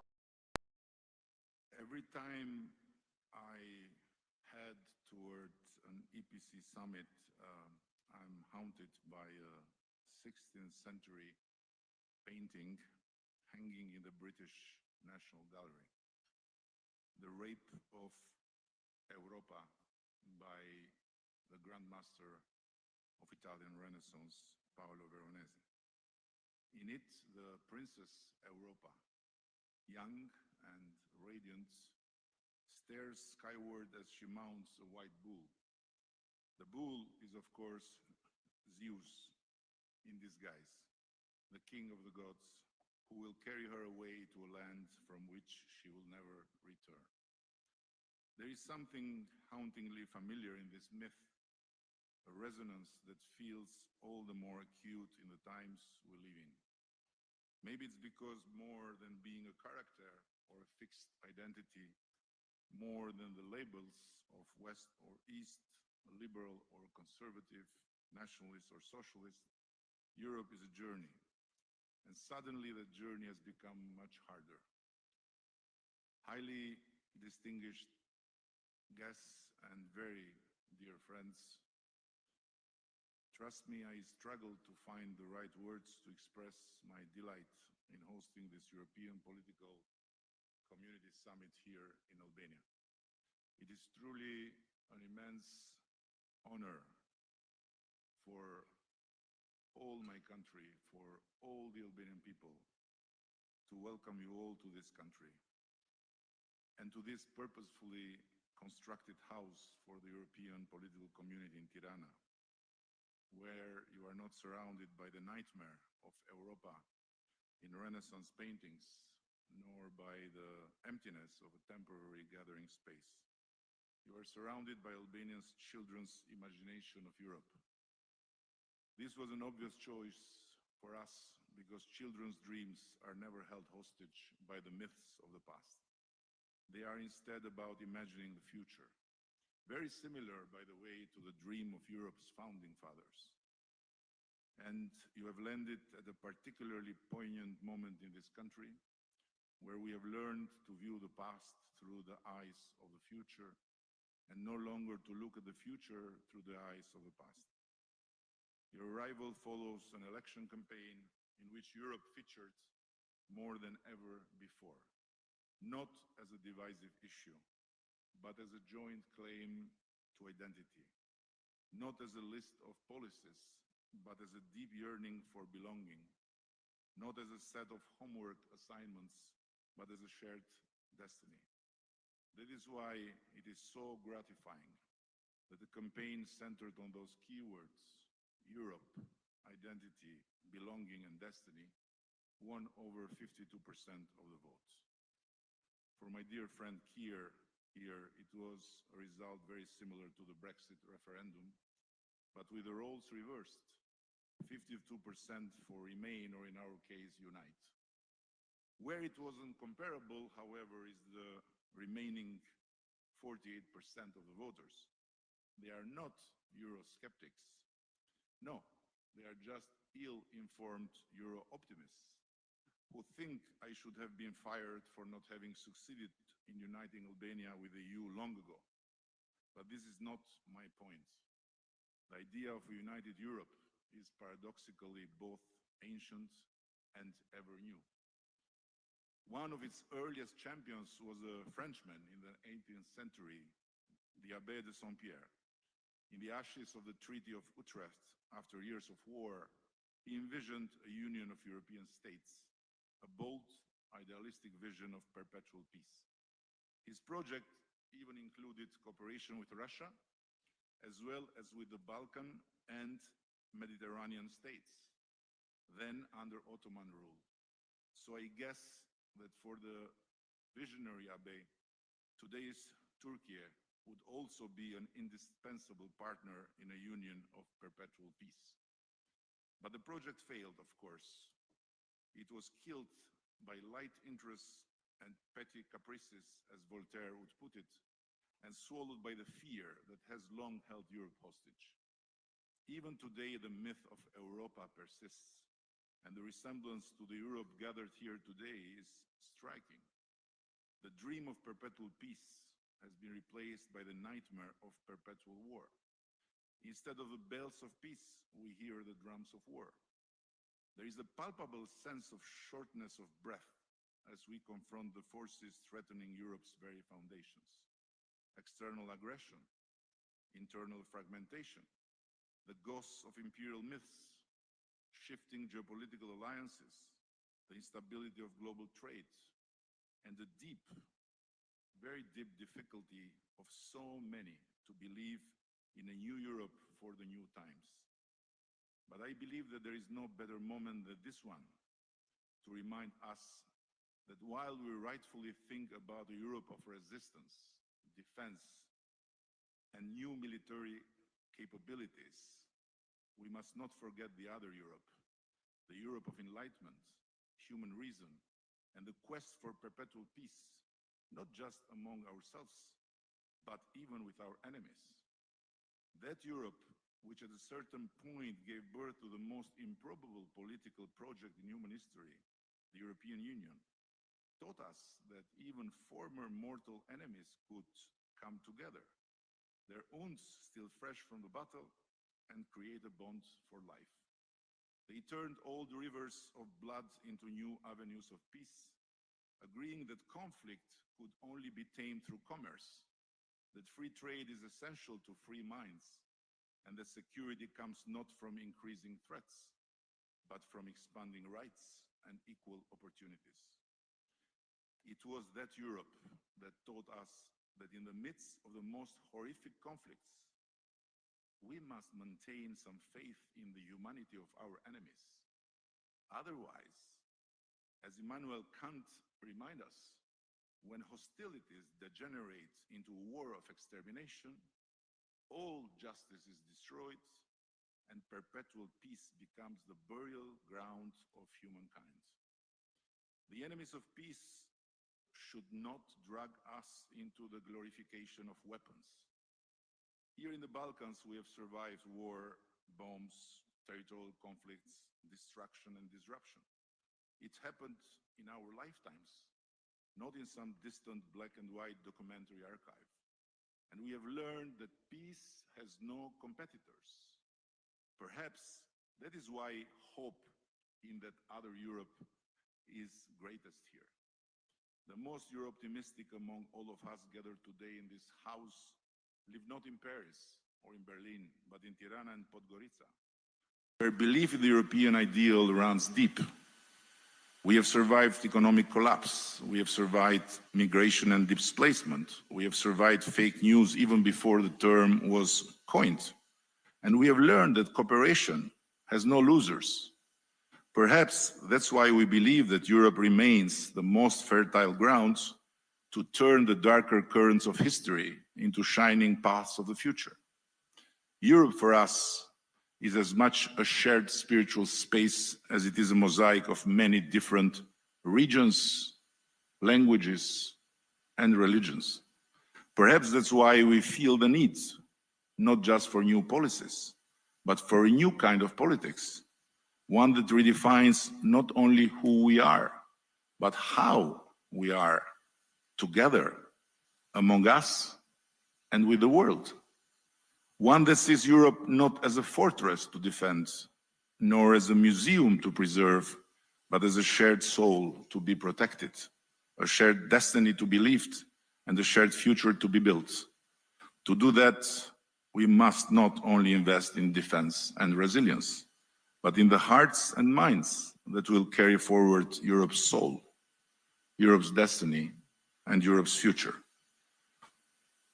And let me ask you, my very dear friends, why not imagine an EPC of education, of science, and artificial intelligence, and transnational lines beyond weaponry, a terrain of interconnected sources of knowledge, research, and innovation, where non-EU or not yet EU territories can become new frontiers for investments, free from bureaucracy, regulations, and fiscal burdens. A revival of what followed the fall of the Berlin Wall, when Western Europe discovered its eastern half, and the investments flowed eastward, drawing the newcomers into the embrace of a free Europe and ushering the last sustained era of growth, of real growth in the old Europe, where high dividends returned from the investments in the new frontier. Let's give Europe's young people and start-uppers a better reason to stay than just talking about weapons and rearming. And let's give them a strong motivation to build and to dream on European soil, instead of looking and going far away to follow their dreams. Our struggle cannot be solely about resisting what others might do to us. It must also be about what we must do for ourselves, our children, and our Europe.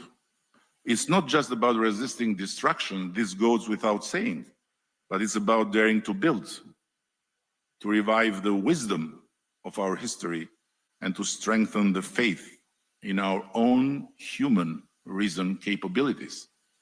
When Donald Trump says that God saved him from the bullet because the Almighty had a plan for America, he tells only half of the truth. The other half is that God had a plan for Europe too. And it could not be more obvious. Europe, once again, has a God-given opportunity to reinvent itself.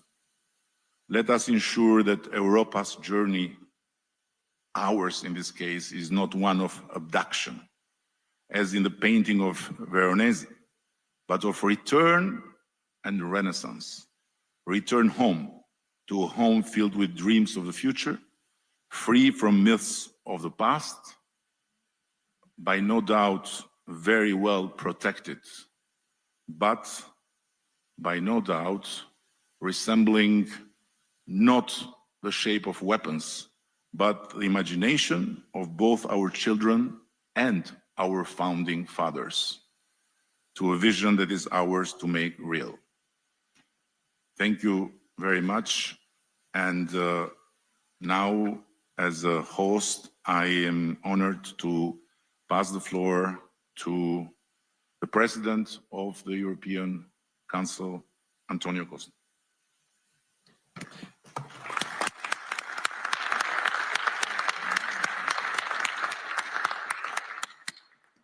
Well, first of all, thank you very much, dear Edi, for your It's true, rainy, but very warm, creative and inspirative welcome for this first EPC summit which take place here in the Western Balkans.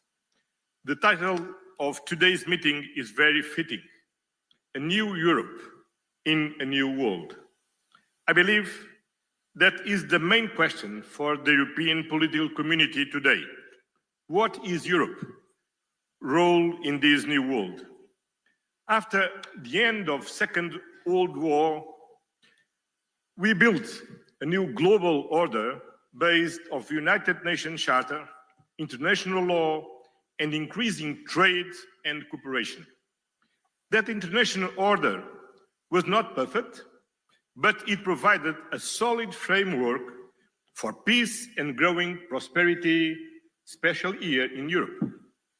Now, that rules-based order is being undermined from many sides.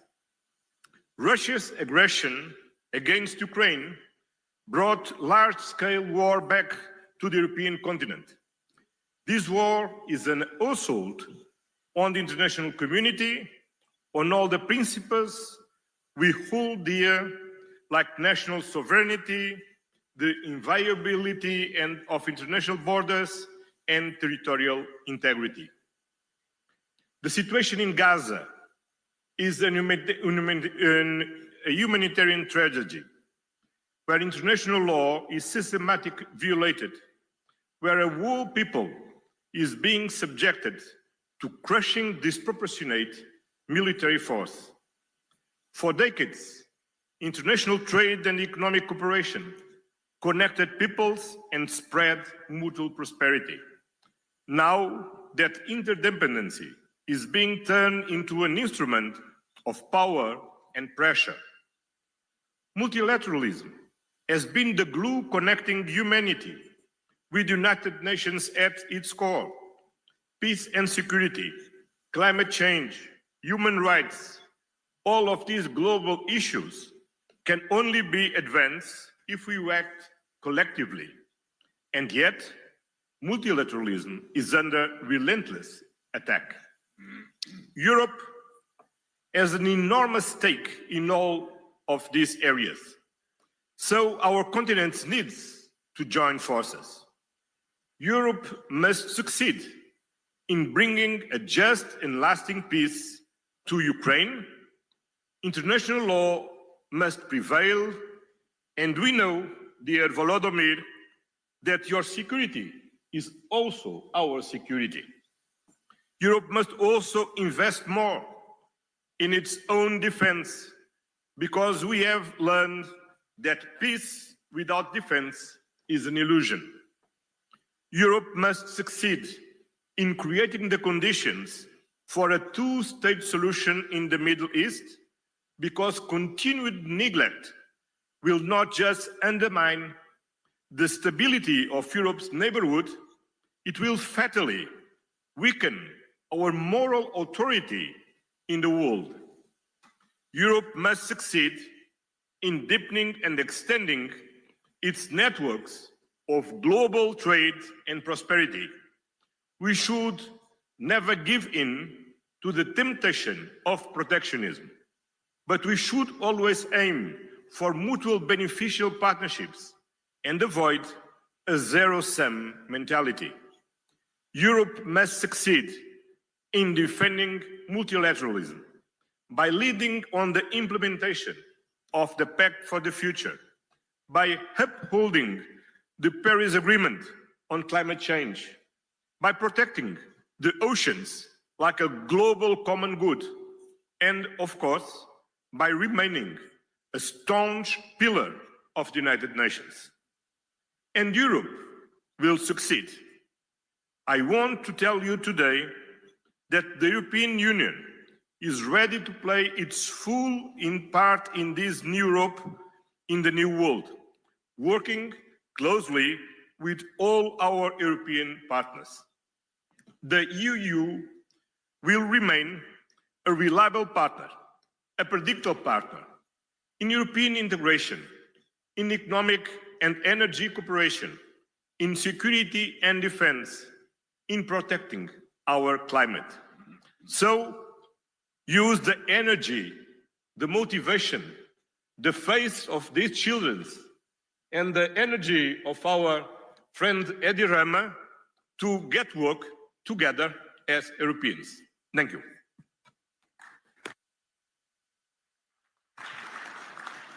And now it's my honor to pass the floor to the President of the Republic of France, Emmanuel Macron. Your Majesty. Merci, Edi. Merci beaucoup de nous accueillir pour ce sommet et félicitations pour le résultat électoral et en effet ce chemin européen et cette confiance dans l'avenir, dans l'Europe que tu as exprimé.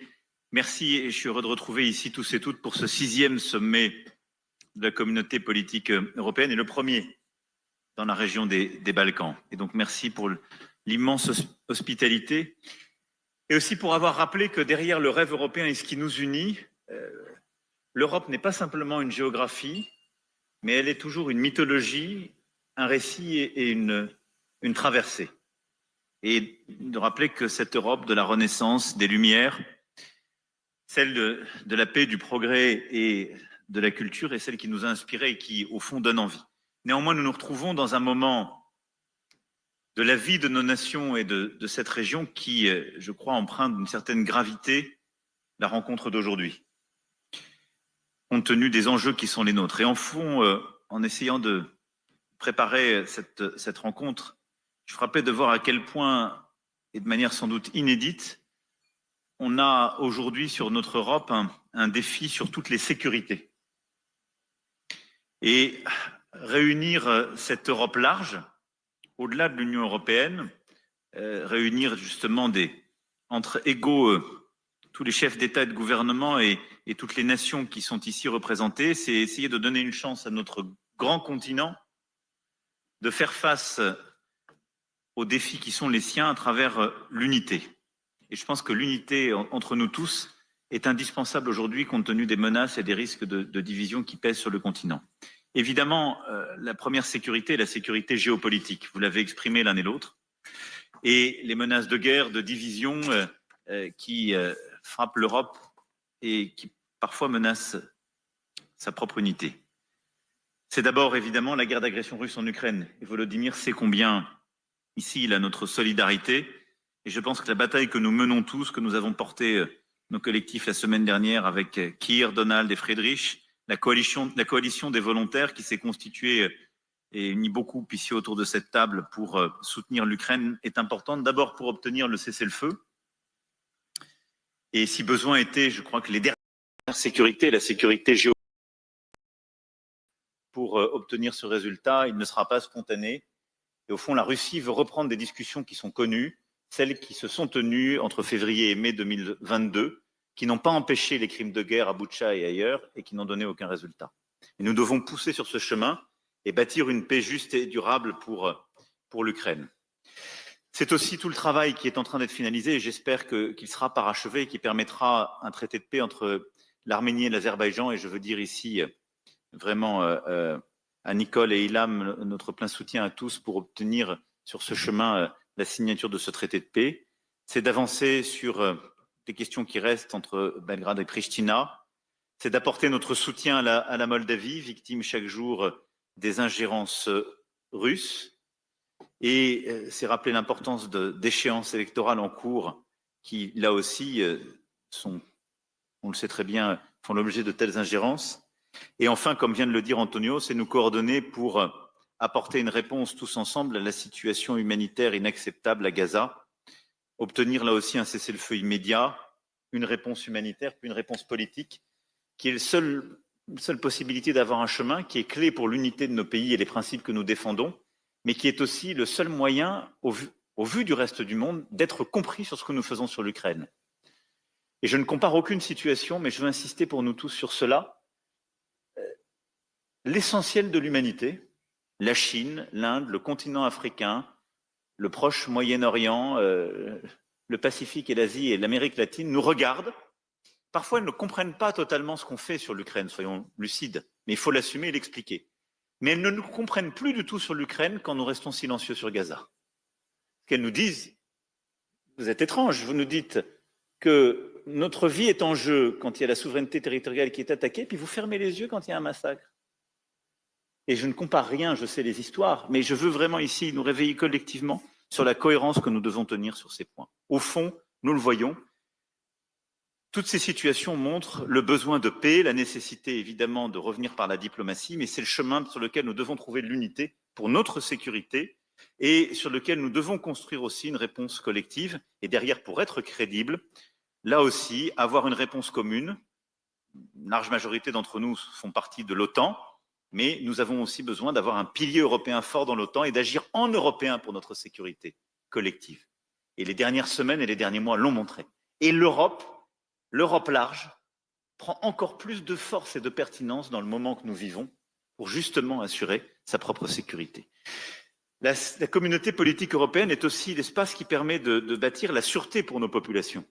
Et à cet égard, la lutte contre les trafics de drogue, le narcotrafic, la lutte contre l'immigration illégale sont des sujets essentiels que nous avons commencé à évoquer tous ensemble et sur lesquels je souhaite que nous puissions ensemble commencer à structurer des coalitions d'États, d'organisations internationales, d'agences européennes spécialisées pour lutter contre les trafics, notamment portuaires et fluviaux, et bâtir des échanges de données, lutter contre le financement illicite, le blanchiment et la corruption, et renforcer les programmes de prévention.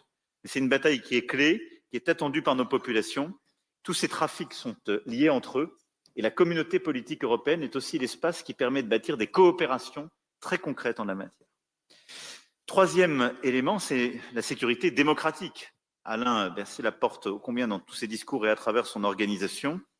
Mais nous voyons à travers nos élections, la Roumanie le vit en ce moment, je l'évoquais, la Moldavie l'a vécu il y a très peu de temps, nous avons très clairement des menaces qui sapent l'intégrité de nos démocraties, qui minent leur résilience, et nous subissons des manipulations lors des périodes électorales, mais des ingérences informationnelles étrangères à peu près tout le temps.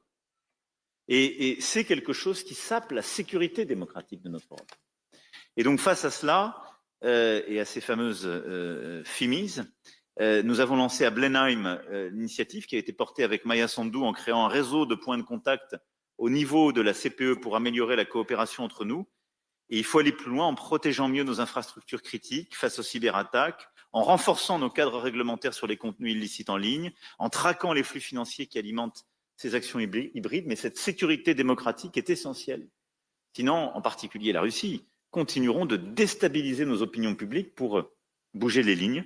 La Commission européenne, je le sais, a des initiatives en cours, mais ce qui a été porté par Maya à Blenheim, je pense, est un point important sur lequel on peut accrocher tout ça. Puis le dernier point, c'est la sécurité économique. Je l'évoquais à Budapest, mais je pense qu'on n'a pas encore suffisamment pris la mesure que nous constituons un marché de 700 millions d'habitants. Et ce marché a une puissance extraordinaire. Il est beaucoup plus gros que le marché américain, il est beaucoup plus cohérent. Et en fait, compte tenu du niveau de vie moyen, il est plus structurant que le marché chinois. Si nous savons agir tous ensemble, c'est une énorme puissance de feu. D'abord, en renforçant les coopérations, en abattant les barrières tarifaires, en ayant de la convergence réglementaire, pour faire de notre grande Europe, de notre large Europe, quelque chose de beaucoup plus uni sur le plan commercial et sur le plan de l'intégration économique. C'est tous les débats qu'on a entre l'Union européenne et Royaume-Uni et qui sont menés en ce moment, mais c'est aussi les débats qu'on avait eus et que vous aviez structurés, en particulier Alexandre et Edi sur toute la région. Mais je souhaite qu'on puisse vraiment aller beaucoup plus loin sur cette intégration économique de la région, indépendamment des sujets d'élargissement et d'Union européenne. Et je pense que nous devons nous coordonner très fortement pour faire face à toutes les attaques extérieures ou, au fond, à tout ce qui crée de la concurrence déloyale. On est tous face aux tarifs américains, coordonnons-nous. On sera beaucoup plus fort si on se coordonne avec un marché de 700 millions d'habitants et de consommateurs. On fait tous face à la concurrence déloyale de certains produits venant d'Asie en raison de différences de règles ou de la sursubvention de surcapacité. Coordonnons-nous, on sera beaucoup plus fort pour protéger nos marchés et ce commun. Et donc, je souhaite qu'on essaie de structurer aussi une réflexion et un travail autour de la sécurité économique à l'échelle du continent et donc autour de la communauté politique européenne. Voilà les quelques mots que je voulais dire, mais au fond, on le voit bien, notre grande Europe est à un moment de réveil géopolitique. Si justement on veut éviter le rapt et la Renaissance a continué de peindre les mythes et au fond le grand risque que Europe court, alors je ne sais pas si c'est Zeus transformé en taureau qui la ravira, ce que je sais c'est que les risques se multiplient face à nous et que la communauté politique européenne est un espace qui nous permet de structurer sur le plan géopolitique et militaire, sur le plan des sécurités et de la sûreté de nos pays, sur le plan économique et sur le plan démocratique, des réponses très concrètes par des coalitions d'action. Et donc pour ça, je pense qu'il est temps, comme ça avait été proposé par Victor et comme Edi l'a suivi, en effet de formaliser par un secrétariat léger une équipe de coordination de soutien pour suivre les projets concrets de la CPE, qui pourrait être assurée par la troïka des présidences et le président du Conseil européen, et du coup à chaque fois de pouvoir prévoir les 2 présidences à venir, ce qui permettrait d'avoir en permanence des troïkas et un suivi des projets que nous lançons dans ce cadre. En tout cas, Edi, merci de nous permettre de nous retrouver à Tirana et merci pour l'hospitalité et l'amour lyrique de notre Europe que tu portes.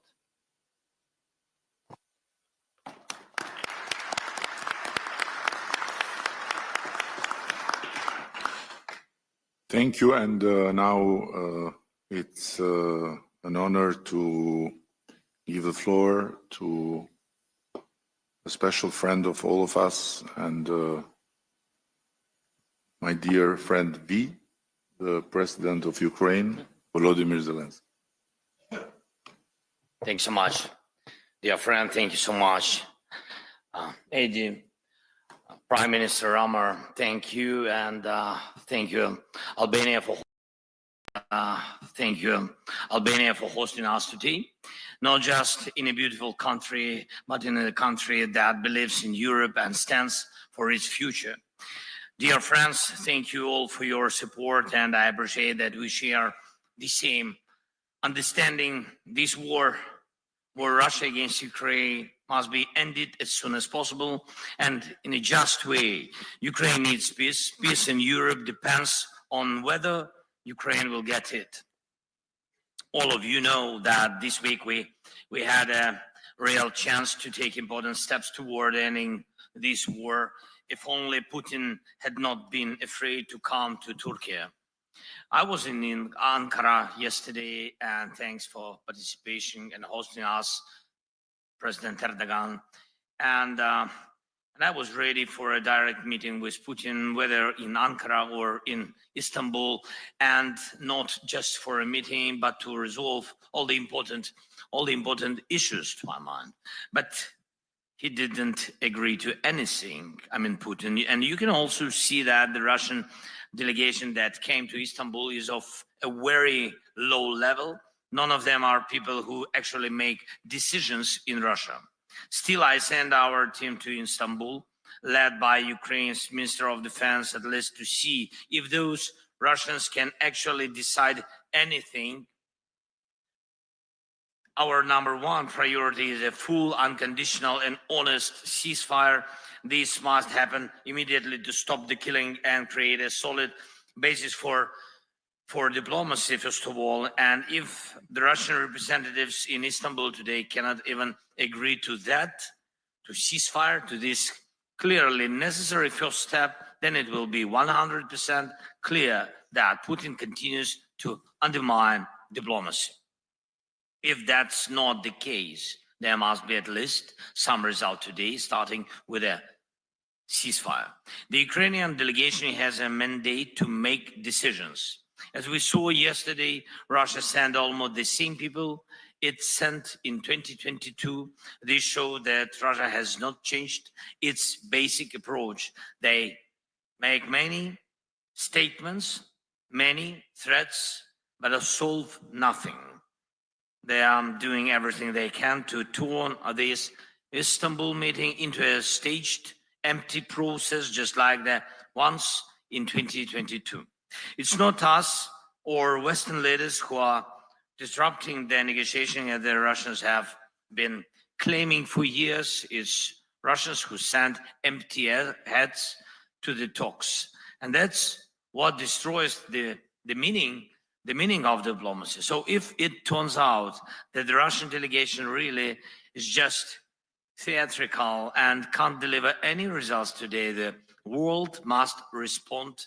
There needs to be a strong reaction, including sanctions against Russia's energy sector and banks. Pressure must continue to rise until real progress is made. Ukraine is ready to take all realistic steps to end this war. I call on Putin to give his delegation real authority, and we need a full stop to the killing long enough to give diplomacy a real chance. Secondly, we must build at least a minimum level of trust in the negotiation process. This can be done by releasing prisoners of war, returning Ukrainian children taken by Russia, and releasing civilian hostages currently held by the Russian side. Third, we need to clearly define which issues must be handled at the leadership level, not below. And we all know who makes the real decisions in Russia. Fourth, together with our leaders and together with the countries who are here with us today, we have begun to create a new security architecture for Ukraine and all of Europe. I thank everyone who is on board. Now it's time to move to very practical steps. And fifth, the United States. President Trump wants to end this war. We need to keep working closely with President and stay as coordinated as possible. Long-term US support is also essential. An American backstop is needed. It's important that we all work together on every level to make that happen. And of course, I will keep you informed throughout the day about what is happening in Istanbul and whether there is any chance the Russian delegation will take real steps to stop the killing and bring the war to an end. Thank you, Edi, again for the invitation.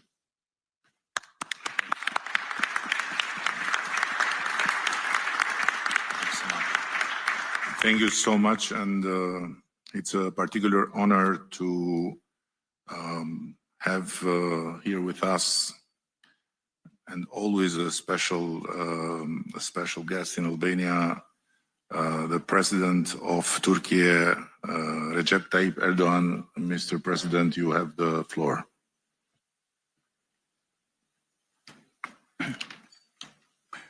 Değerli devlet ve hükümet başkanları, kıymetli katılımcılar, sizleri şahsım ve milletim adına saygıyla selamlıyorum. Sizlerle tekrar bir arada olmaktan büyük bir memnuniyet duyuyorum. Arnavutluk Başbakanı değerli dostum Sayın Edi Rama başta olmak üzere zirvenin düzenlenmesinde emeği geçenlere teşekkür ediyorum. Kıtamızı yeniden tanımlayacak yeni bir vizyonu konuşmak için bir araya geldik. Birlik içinde, işbirliği temelinde ve ortak eylem ruhuyla hareket etmemiz her zamankinden daha fazla önem taşıyor. Uluslararası alandaki güven bunalımının aşılması için adil ve kapsayıcı bir küresel yönetişim mimarisinin tesis edilmesine ihtiyaç var.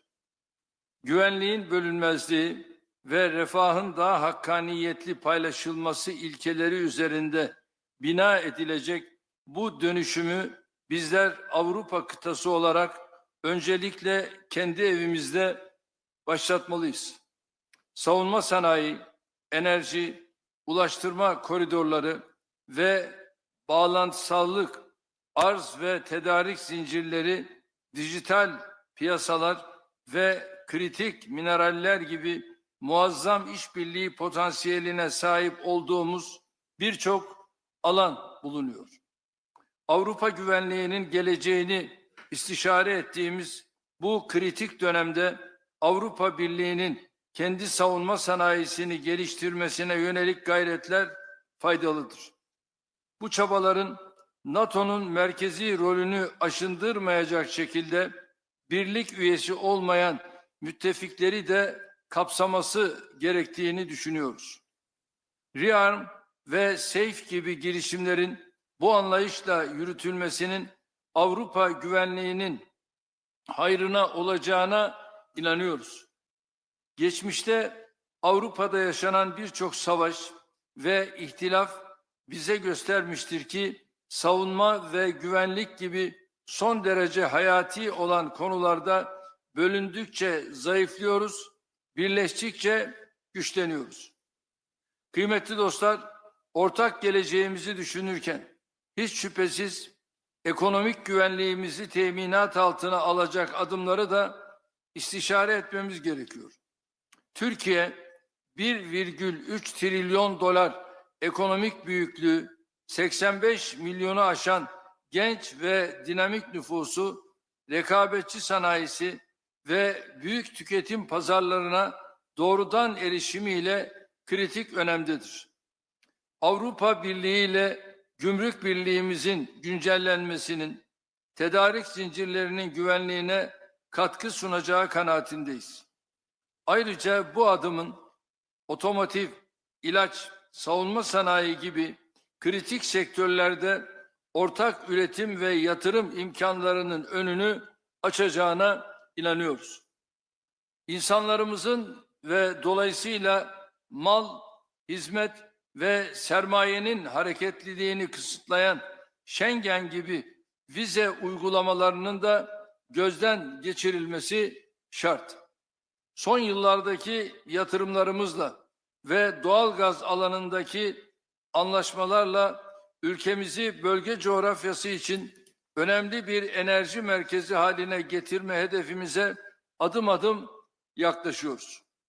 Bölgenin en gelişmiş enerji altyapısına sahip ülkesi olarak enerji dönüşüm sürecinde Türkiye Avrupa'da önemli bir aktördür. Yenilenebilir enerji alanındaki adımlarımız sadece ülkemiz için değil, tüm bölge için fırsatlar sunuyor.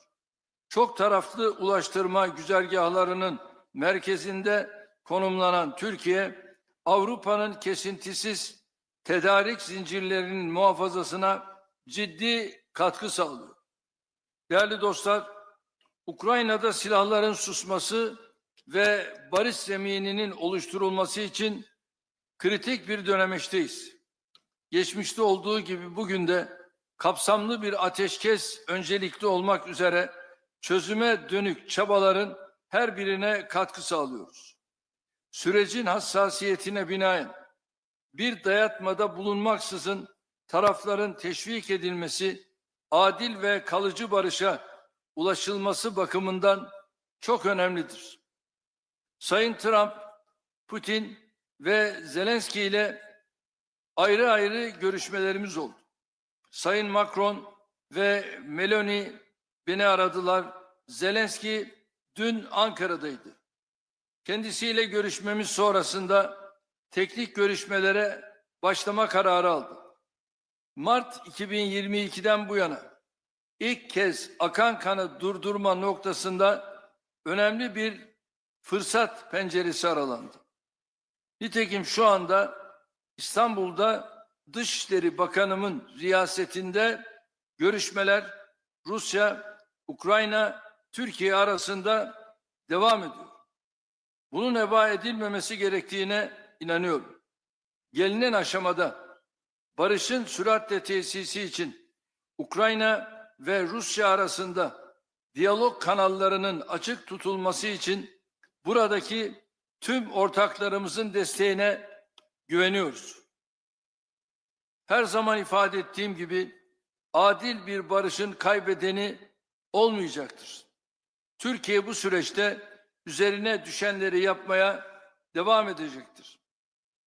Sayın devlet ve hükümet başkanları, Gazze'de 20 aydır eşi görülmemiş bir insani felaket yaşanıyor. Her gün çoğu çocuk ve kadın, onlarca masum katlediliyor. Buna dur demek, artık yeter demek mecburiyetindeyiz. Netanyahu'nun uzlaşmaz, saldırgan ve kibirli tutumu Gazze ile birlikte tüm bölgemizi, burada yaşayan farklı inançlardan insanları da tehlikeye atıyor. Gazze'de ateşkesin tesisi için de Avrupa'nın gereken iştiyak ve ilgiyi göstermesini bekliyoruz. Gazze'de 2 milyondan fazla insanın açlığa mahkum edilmesi karşısında uluslararası camianın eylemsiz kalması ne vicdani kıstaslarla ne insanlık onuruyla bağdaşmaktadır. Kalıcı ateşkesin yanı sıra insani yardım sevkiyatının teminat altına alınması ve Gazze'nin yeniden yaşanabilir hale getirilmesi için de tüm imkanlarımızı seferber etmeliyiz. Esas hedefimiz ise sürdürülebilir tek çözümü teşkil edecek olan 2 devletli çözümü hayata geçirmek olmalıdır. Suriye'de yaklaşık 14 yıldır süren çatışmaların sona ermesiyle yeni ve umut dolu bir sayfa açılmıştır. Amerikan Başkanı Sayın Trump'ın Suriye'ye yönelik yaptırımları kaldıracağını duyurması, Suriye'nin bir an önce refaha kavuşması için atılmış çok kıymetli bir adımdır. Bu kararıyla Sayın Trump, bölgesel istikrara ve kalkınmaya verdiği önemi bir kez daha göstermiştir. Söz konusu kararın diğer ülkelere de örnek olmasını diliyoruz. Avrupa Birliği tarafından sabık rejime yönelik getirilen yaptırımların aynı şekilde ivedilikle kaldırılmasını, yeniden imar faaliyetleri için mali destek sağlanmasını bekliyoruz.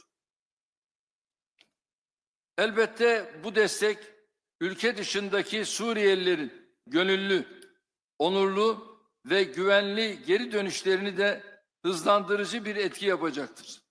Kıymetli devlet ve hükümet başkanları, belirsizliklerin arttığı mevcut ortam bizleri ortak çözümler etrafında kenetlenmeye mecbur kılıyor. Dayanışmayı, kaynaklarımızı iyi kullanmayı ve samimi işbirliğini sağladığımızda kıta olarak üstesinden gelemeyeceğimiz tehdit ve sınama kalmayacağına canı gönülden inanıyorum. Bu düşüncelerle toplantımızın güvenli, müreffeh ve istikrarlı bir Avrupa için hayırlar getirmesini temenni ediyor. Hepinize saygılarımı sunuyorum.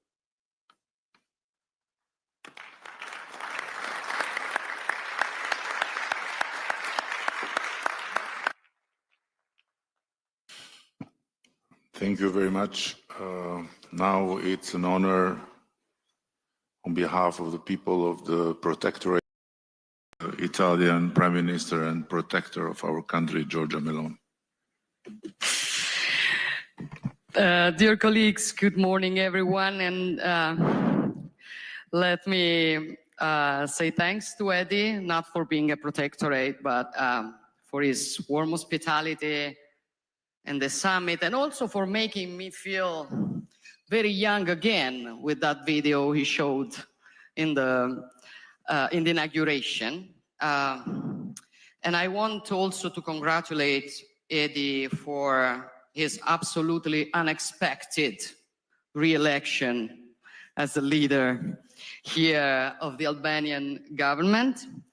I'm happy that Europe will continue to count on his spirit and his determination. Albania is hosting the European political community for the first time. I value it as particularly significant, not only for this nation, but for all of us. I have always considered the European identity as fact, established by history even before geography. A concept harder to enclose in a definition than to understand by impulse. Albania is, of course, Europe, just like Italy or Serbia or Norway, regardless of whether they are part of this or that organization. That is why it always makes me smile when someone attempts to claim the right to decide who's European and who's not. Among the states that are around this table today, several have decided not to join the EU, Others aspire to be part of it. Both are no less European than the 27 EU member states. Yet the EU is today the soundest common home to achieve what I like to call the European reunification, attained amongst people who may differ from one another, and yet they are a part of one whole, like the different fingers of a hand. Peoples who have fought each other over the centuries, yet are in reality one single people. Also, for this reason, being here today means taking a step forward in the historic process of reunifying Europe, because if we really want to build a new Europe in a new world,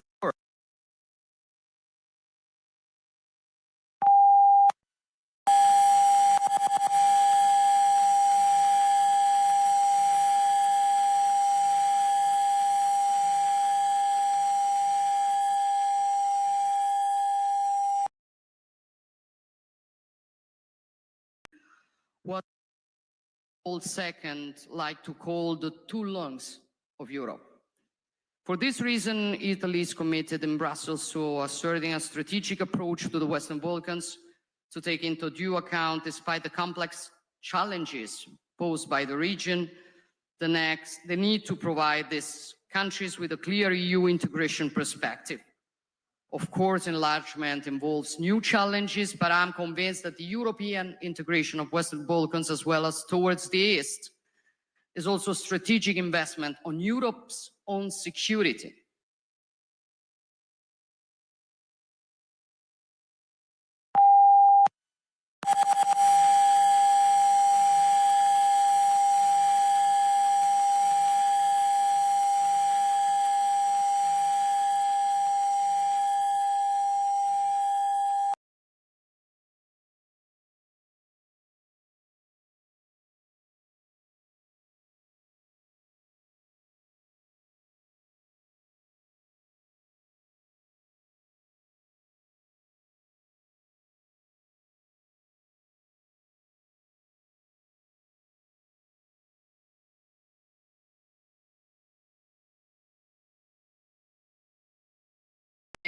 Other crisis hotbeds. We have this in the Middle East, and not only there. That is why we will continue to stand by Ukraine and to strive for this war to immediately come to an end, because our security and freedom depend on restoring the force of law over the law of the strongest. And speaking of Europe and freedom, I believe it is nothing more European than a people willing to risk everything to defend its own freedom and independence. Every day, the heroism and tenacity of the Ukrainian people reminds us what Europe is and what the deepest aspect of our common identity is: freedom. We defend our freedom and we want peace. Volodymyr and the Ukrainian people want peace, and we newly witnessed it yesterday. The world saw who was really willing to sit at a negotiation table and who was not. And this shows also with respect to certain propaganda who looks for peace and who doesn't. At the same time, we must not interpret what happened yesterday as a setback and throw in the towel. Instead, we must insist with determination to finally achieve an unconditional ceasefire and a true peace agreement with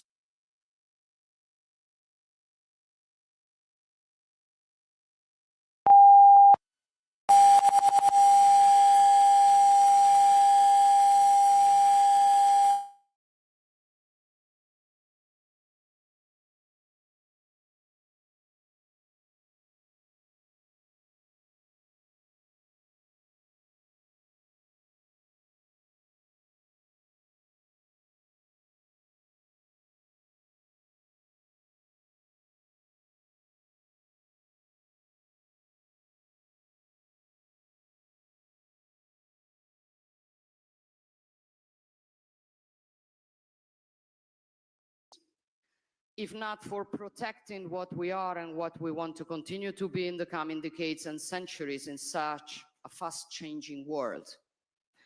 Because if Europe sometimes proves unable to face the great challenges, it is no one else's fault. It is our responsibility. And it is up to us to choose whether to go along a decline or instead fight it. And if we decide to fight it, first of all, we need to regain awareness, which is mainly awareness of who we are, what the European civilization is, of the great achievements it has accomplished across the history of humankind. A synthesis of values resulting from the encounter between Greek philosophy, Roman law, Christian humanism, a synthesis of values that allowed European civilization to conceive a world in which the person is central, life is sacred, and human beings are free and equal. A civilization that respects the identities of the others without denying its own, and that builds peace where instead others see destruction. We are this. We are this before everything. And I think we have, first of all, to remember it every day if we want to build a Europe up to the role received from history. Thank you.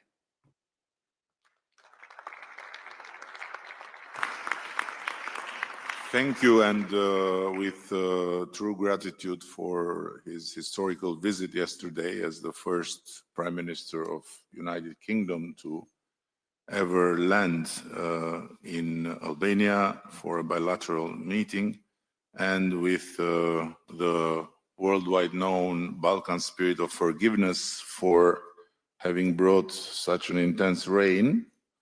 I'm honored to give the floor to the Prime Minister of United Kingdom, Keir Starmer. Thank you, and the floor is yours. Thank you, Edi, and it's really good to see everyone around the table here today. And thank you, Edi, for bringing us together. I would remind you, it was sunny when I got off the plane yesterday morning. We brought the sun from London, and this rumour that the weather is down to the British is completely wrong. But look, you've brought us together, Edi. It is a really important day, a really important meeting, because this is a crucial moment for our continent. And that's been reflected, I think, in the remarks of everybody so far. And I was struck by your opening words, Edi, because we are entering a new era. We are all saying that. We need to recognise that it's a new era, but it's one characterised by volatility and instability, sadly. That is the new era that we are entering. As we do so, the opportunity for all European leaders to come together, each of us facing challenges for our security and our economies. I think as we do that, the value of the EPC could not be clearer. So it is very important that we're here today. That's why I was so pleased to host the summit last year at Blenheim Palace, very shortly after my government was elected, within the first 2 weeks.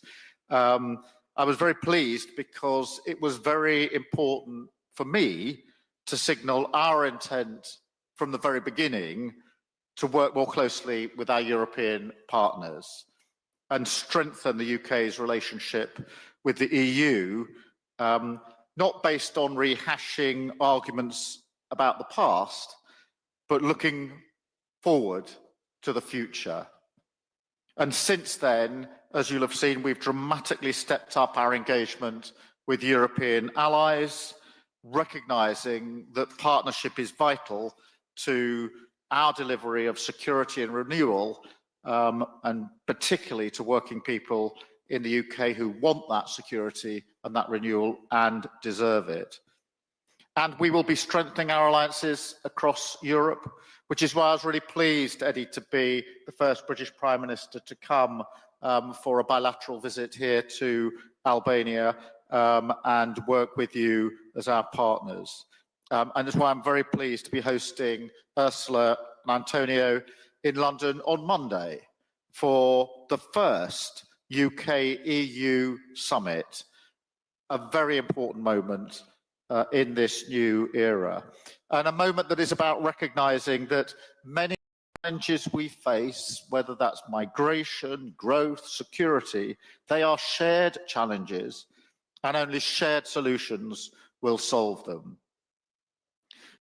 urgent challenge here today is securing a just and lasting peace for Ukraine, a just and lasting peace. Those words, just and lasting, being so important. And that is why it's vital that we all step up to do more for our own defence. And last week I announced a major package of sanctions on the Russian shadow fleet, ramping up the pressure on Putin and protecting our critical infrastructure. And Emmanuel and I have worked very hard with many of you in recent months to bring together political and military leaders under our coalition of the willing. And I thank everybody who's been part of that. And of course, together with Friedrich and Donald, we joined Volodymyr in Kyiv last weekend. Not just an important symbol of solidarity and support 80 years after the end of the Second World War, and a reminder that the values that were fought for 80 years ago are precisely the same values that we are fighting for tomorrow, at the moment, in relation to Ukraine, but also an important moment to bring together, and supported by President Trump, the argument about an unconditional ceasefire, that Putin must come to the table for that unconditional ceasefire, and to issue, as we did last weekend, that ultimatum. Now, having issued that ultimatum, we must be prepared to follow through, because if Russia won't come to the negotiating table, Putin must pay the price. And I think yesterday, as already been mentioned, was further evidence that Putin is not serious about peace. Russia is dragging its feet and playing games, whilst Ukraine has shown itself to be the party of peace. And Volodymyr, your leadership throughout this conflict, your leadership in fighting the Russian aggression and the resilience and courage of the Ukrainian people is, I think, something for us all to hold up, but also your leadership in the fight for peace, because it was you that put on the table some weeks ago now the unconditional ceasefire. So Ukraine is clearly the party of peace, and we all need to line up as allies to ensure that we get the ceasefire that is desperately needed and deliver sanctions if that is necessary. And the United Kingdom is fully committed to playing our full part, which is why we've boosted our defence spending to 2.5% of GDP in 2027, with the clear ambition to reach 3% in the next Parliament. And I know others here are stepping up, obviously, as well, so that together we deliver a generational shift in European defence and tackle the challenges that undermine our stability and security. And those challenges include migration, a challenge that preys on the most vulnerable and places a huge strain on our immigration system, as well as our public services. And that's why I put illegal migration on the agenda at Blenheim, why I chaired a discussion on the topic in Budapest. I'm really pleased, Edi, that you include it again on the agenda for today. Because the truth is, this is a challenge that crosses our borders, a challenge we have to confront together. All of our citizens want an immigration system that is fair and that works for the national interest. And now is the time to work together to secure our shared borders. And this approach is already paying off. Yesterday, I visited Durrës port and saw firsthand how the UK is working with Albanian law enforcement to disrupt cross-border crime. And in March, I hosted the first major international summit to tackle organised immigration crime, highlighting work with European partners that is already driving results. But now is the time to do more across the board on immigration, national security, and we all know it's absolutely critical to our economic security as well. So in a new era for trade and the economy, we will increase our resilience, strengthen our alliances, and reduce barriers to trade with our allies around the world and across Europe. In this time of great uncertainty and volatility, the UK will not respond by turning inwards, but by taking its place on the world stage, strengthening our alliances, supporting freedom and peace in Europe. And I thank you, Edi, again for convening us today in pursuit of those common themes and issues. And it is a unique privilege to have the chance to congratulate in person in Tirana newly elected Chancellor of Germany. And it is, I believe, a lifetime chance to be the Prime Minister of Albania and have in your hands the possibility to give or not give the floor to the German Chancellor. So the floor is yours, dear Chancellor Merz, and congratulations. And we all look forward for the leadership of Germany. Thank you, Prime Minister, dear Edi Rama. Many thanks for your warm welcome and many thanks for your hospitality here in Tirana. And let me say that I'm very happy to be here and to have the honor and opportunity to be with you first time in this distinguished group of political leaders of Europe. Thank you to all of you who sent congratulations to my election, and I'm looking forward to a very close cooperation myself, but our new government as well, with all of you. So it's strongly needed, but we are ready to do so. Having said that, allow me to focus on 2 or 3 issues briefly. The first one is this European continent is challenged by something which we have not yet seen for decades, which is a very tough and strong war in Ukraine. This is not just a war against this country. If it were so, it was critical and terrible enough. But this is something which is directed against the entire political order of our continent. So you all know that Donald, Keir, Emmanuel and myself, we went to Kiev to see President Zelensky last Saturday. And we did that not just on our own behalf. Hopefully we did that on behalf of all of you, to show our decision and our commitment to this country and to this European political order. And we are determined, the 4 of us, and I hope all of you, that we have to continue to give support, strong support, politically, economically, financially, militarily, to this country. And our efforts have shown a very, very small diplomatic success. The fact that they are meeting today, first time for 3.5 years, is a very small but first positive signal. We have to do more on that, on diplomatic efforts, but we have to be very clear on our military support for this country as well. There should be no doubt that we are willing to continue to give our support. My second comment goes to our alliance with the United States. You know that my country is extremely grateful for what the Americans did after the Second World War. And we honored that several times in the last decade, especially last week when we celebrated, or when we thought about the 80 years of freedom and peace in Europe. I think that we have to undertake all efforts what we can to keep the Americans on our side.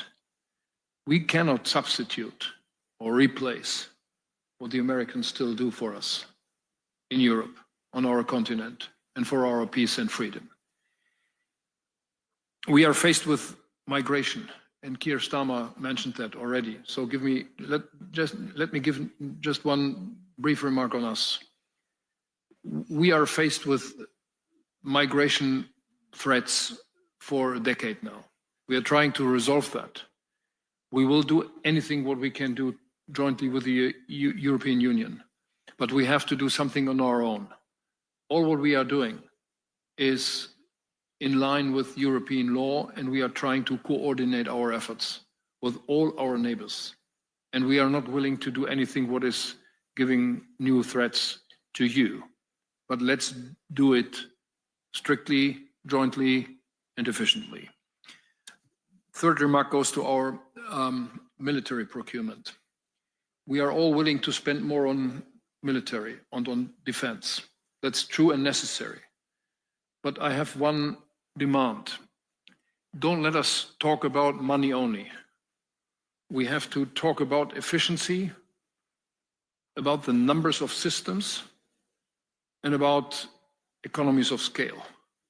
We are not receiving enough material for our money. We are spending a lot of money, and we have to do more. But just spending more money on systems which are too numerous, on procurement which is too complicated, is not enough. So my country and my government is really ready to step forward in terms of more efficiency, better procurement, better cooperation on the European continent. And this is not against somebody outside the European Union. This is just in favor for us.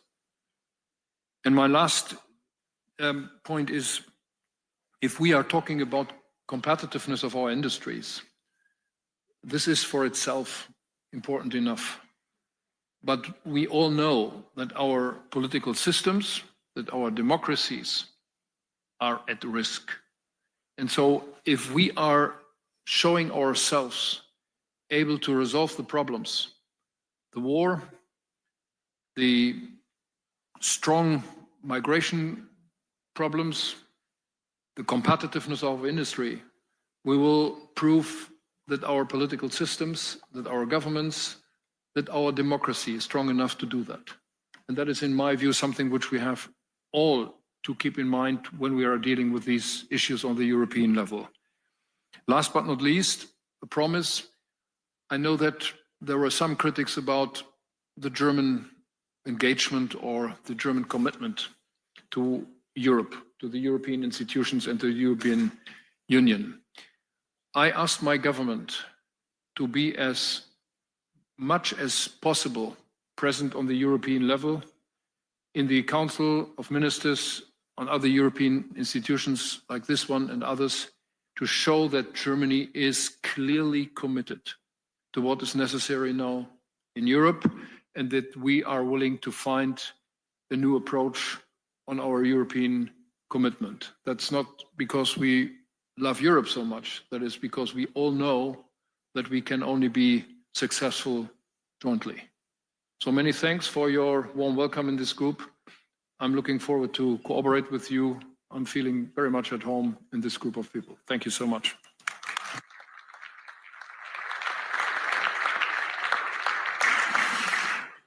And now I believe that you would agree with me that nobody better than our Commission President, Ursula von der Leyen, can be trusted with the final word of this opening session.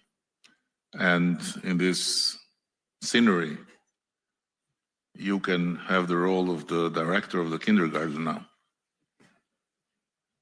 Thank you very much, my dear friend Edi. Thank you very much for convening us here. As we know you, and indeed many of you said that the changes we are living through are historic without any question. When the wall fell in 1990, the end of history was proclaimed. And you all remember that we assumed that economic and political freedom would eventually converge and that this would unite people. Now, as we are here today, history is back, and so are geopolitics. What we have perceived as a world order is becoming a world disorder, triggered not least by Putin's imperialistic ambitions and other geopolitical struggles. In recent years, and just as we spoke here, Emmanuel, the need for a wake-up call for Europe has often been articulated. Well, Today, Europe is awake, wide awake. And we know that we must leap forward. We have to close the innovation gap. Edi, you mentioned it. We have to boost our competitiveness. We have to build our own resilience. And we have to widen and deepen the network of partnerships that we have around the world. We all have learned that when there are big crises, Europe certainly provides some of the big answers. And we all know it in the last years, the pandemic, the climate crisis, Russian war against Ukraine. All these are serious crises that have really challenged us, but Europe has emerged bigger and stronger from every crisis. Europe has moved closer together in the face of these turning points in history. And Europe has stood united in its unwavering support to Ukraine. Because we should not forget, this is also why the European political community has been founded and created, to rally around Ukraine in the face of Russia's aggression and to preserve peace on the continent, while Russia has left Europe. The mere fact that we are sitting here today together with you, Volodymyr, is proof of our ironclad unity.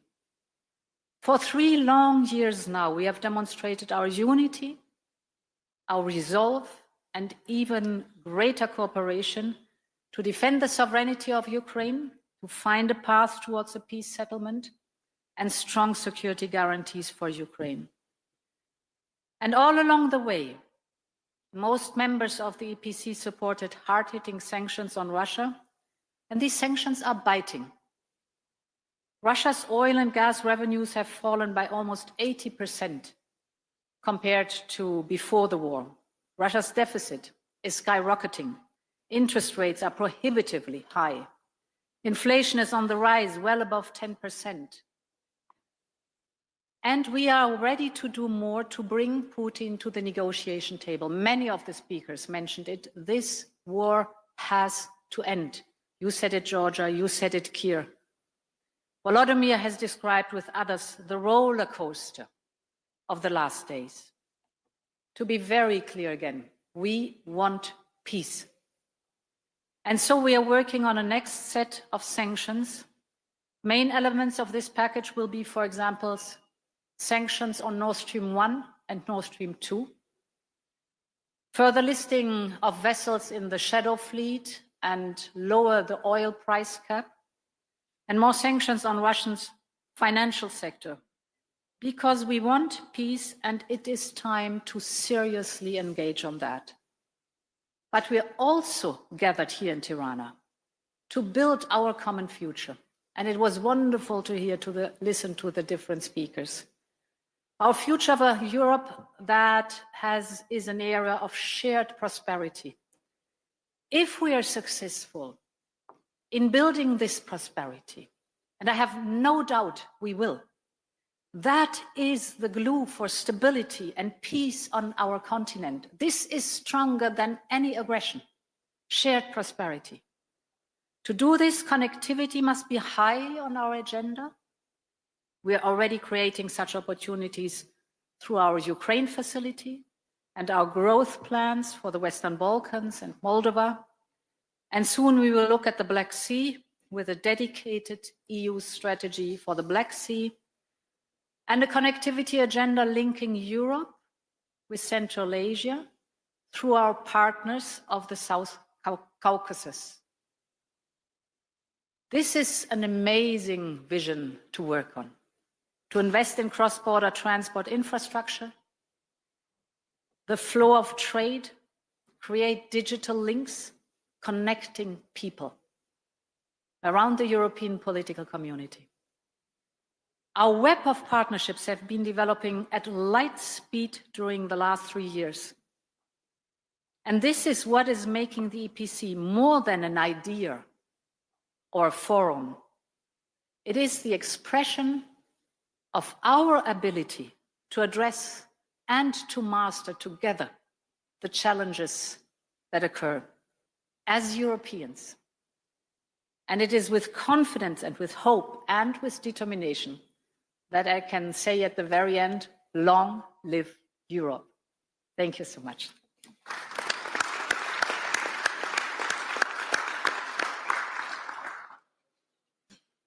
Thank you, and I want to share with you that in our first common law, written in Middle Age, there is a very fundamental chapter about hospitality.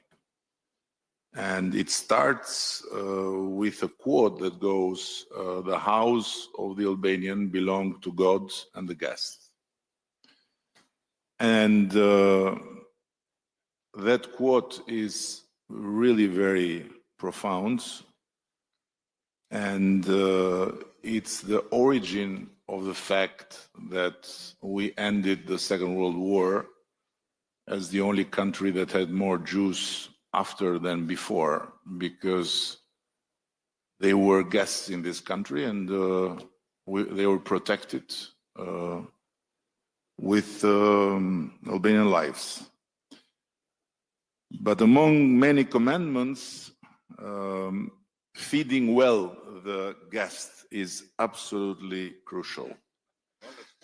So please follow me now, and if you have been told by EU that there is no free lunch, you will change your conviction. There is, and there will always be for you anytime you come to Albania in whatever capacity. And in 1 hour, we have to go back and to make Europe work. Thank you. Thank you.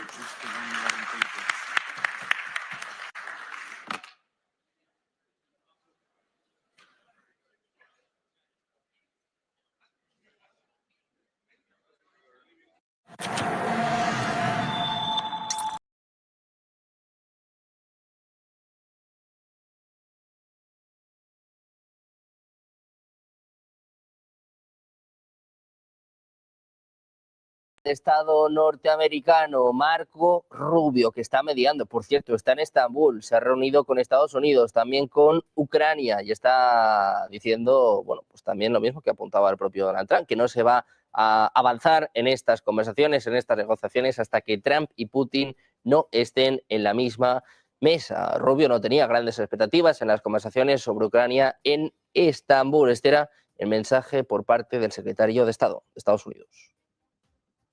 We don't have high expectations of what will happen tomorrow. And frankly, at this point, I think it's abundantly clear that the only way we're going to have a breakthrough here is between President Trump and President Putin. It's going to require that level of engagement to have a breakthrough in this matter. I don't think anything productive is actually going to happen from this point forward until they engage in a very frank and direct conversation, which I know President Trump is willing to do. Do you think that moves closer?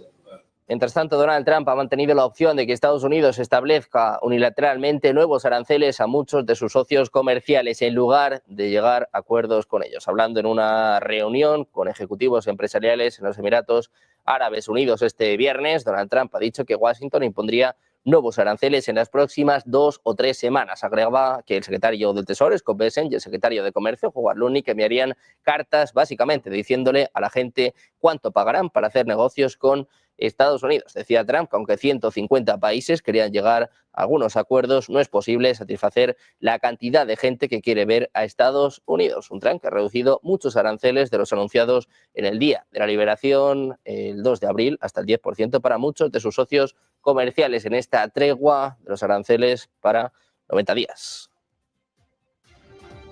Donald Trump, que también vuelve a cargar contra Estados Unidos, ha confirmado que Irán ha recibido una propuesta para un acuerdo nuclear. Advertía que el país debe actuar rápidamente o algo malo va a suceder. Trump no proporcionó más información sobre la propuesta ni tampoco sobre su curso de acción si Teherán la rechaza.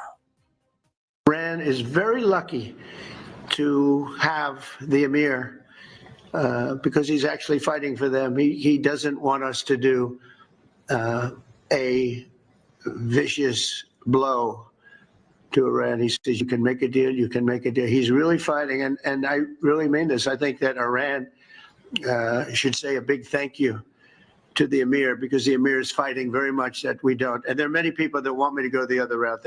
They say just knock it out, because nobody can beat us. No, we have the strongest military in the world by far. Not China. Just in this 4 or 5. Por su parte, la presidenta de la Comisión Europea, Ursula von der Leyen, la escuchaban hace escasos minutos, sigue insistiendo en aumentar la presión contra Rusia. Habla de más sanciones del 17º paquete y pone el énfasis en el sector bancario, en el sector financiero de Rusia. También amenaza contra el Nord Stream 1 y el Nord Stream 2, así como los buques de su flota en la sombra y los bancos de terceros países que apoyan a Rusia. Esta era la amenaza de von der Leyen. And we could witness all during the last days President Putin's true belief. He first called for a ceasefire around the anniversaries of the 9th of May, which he then never respected.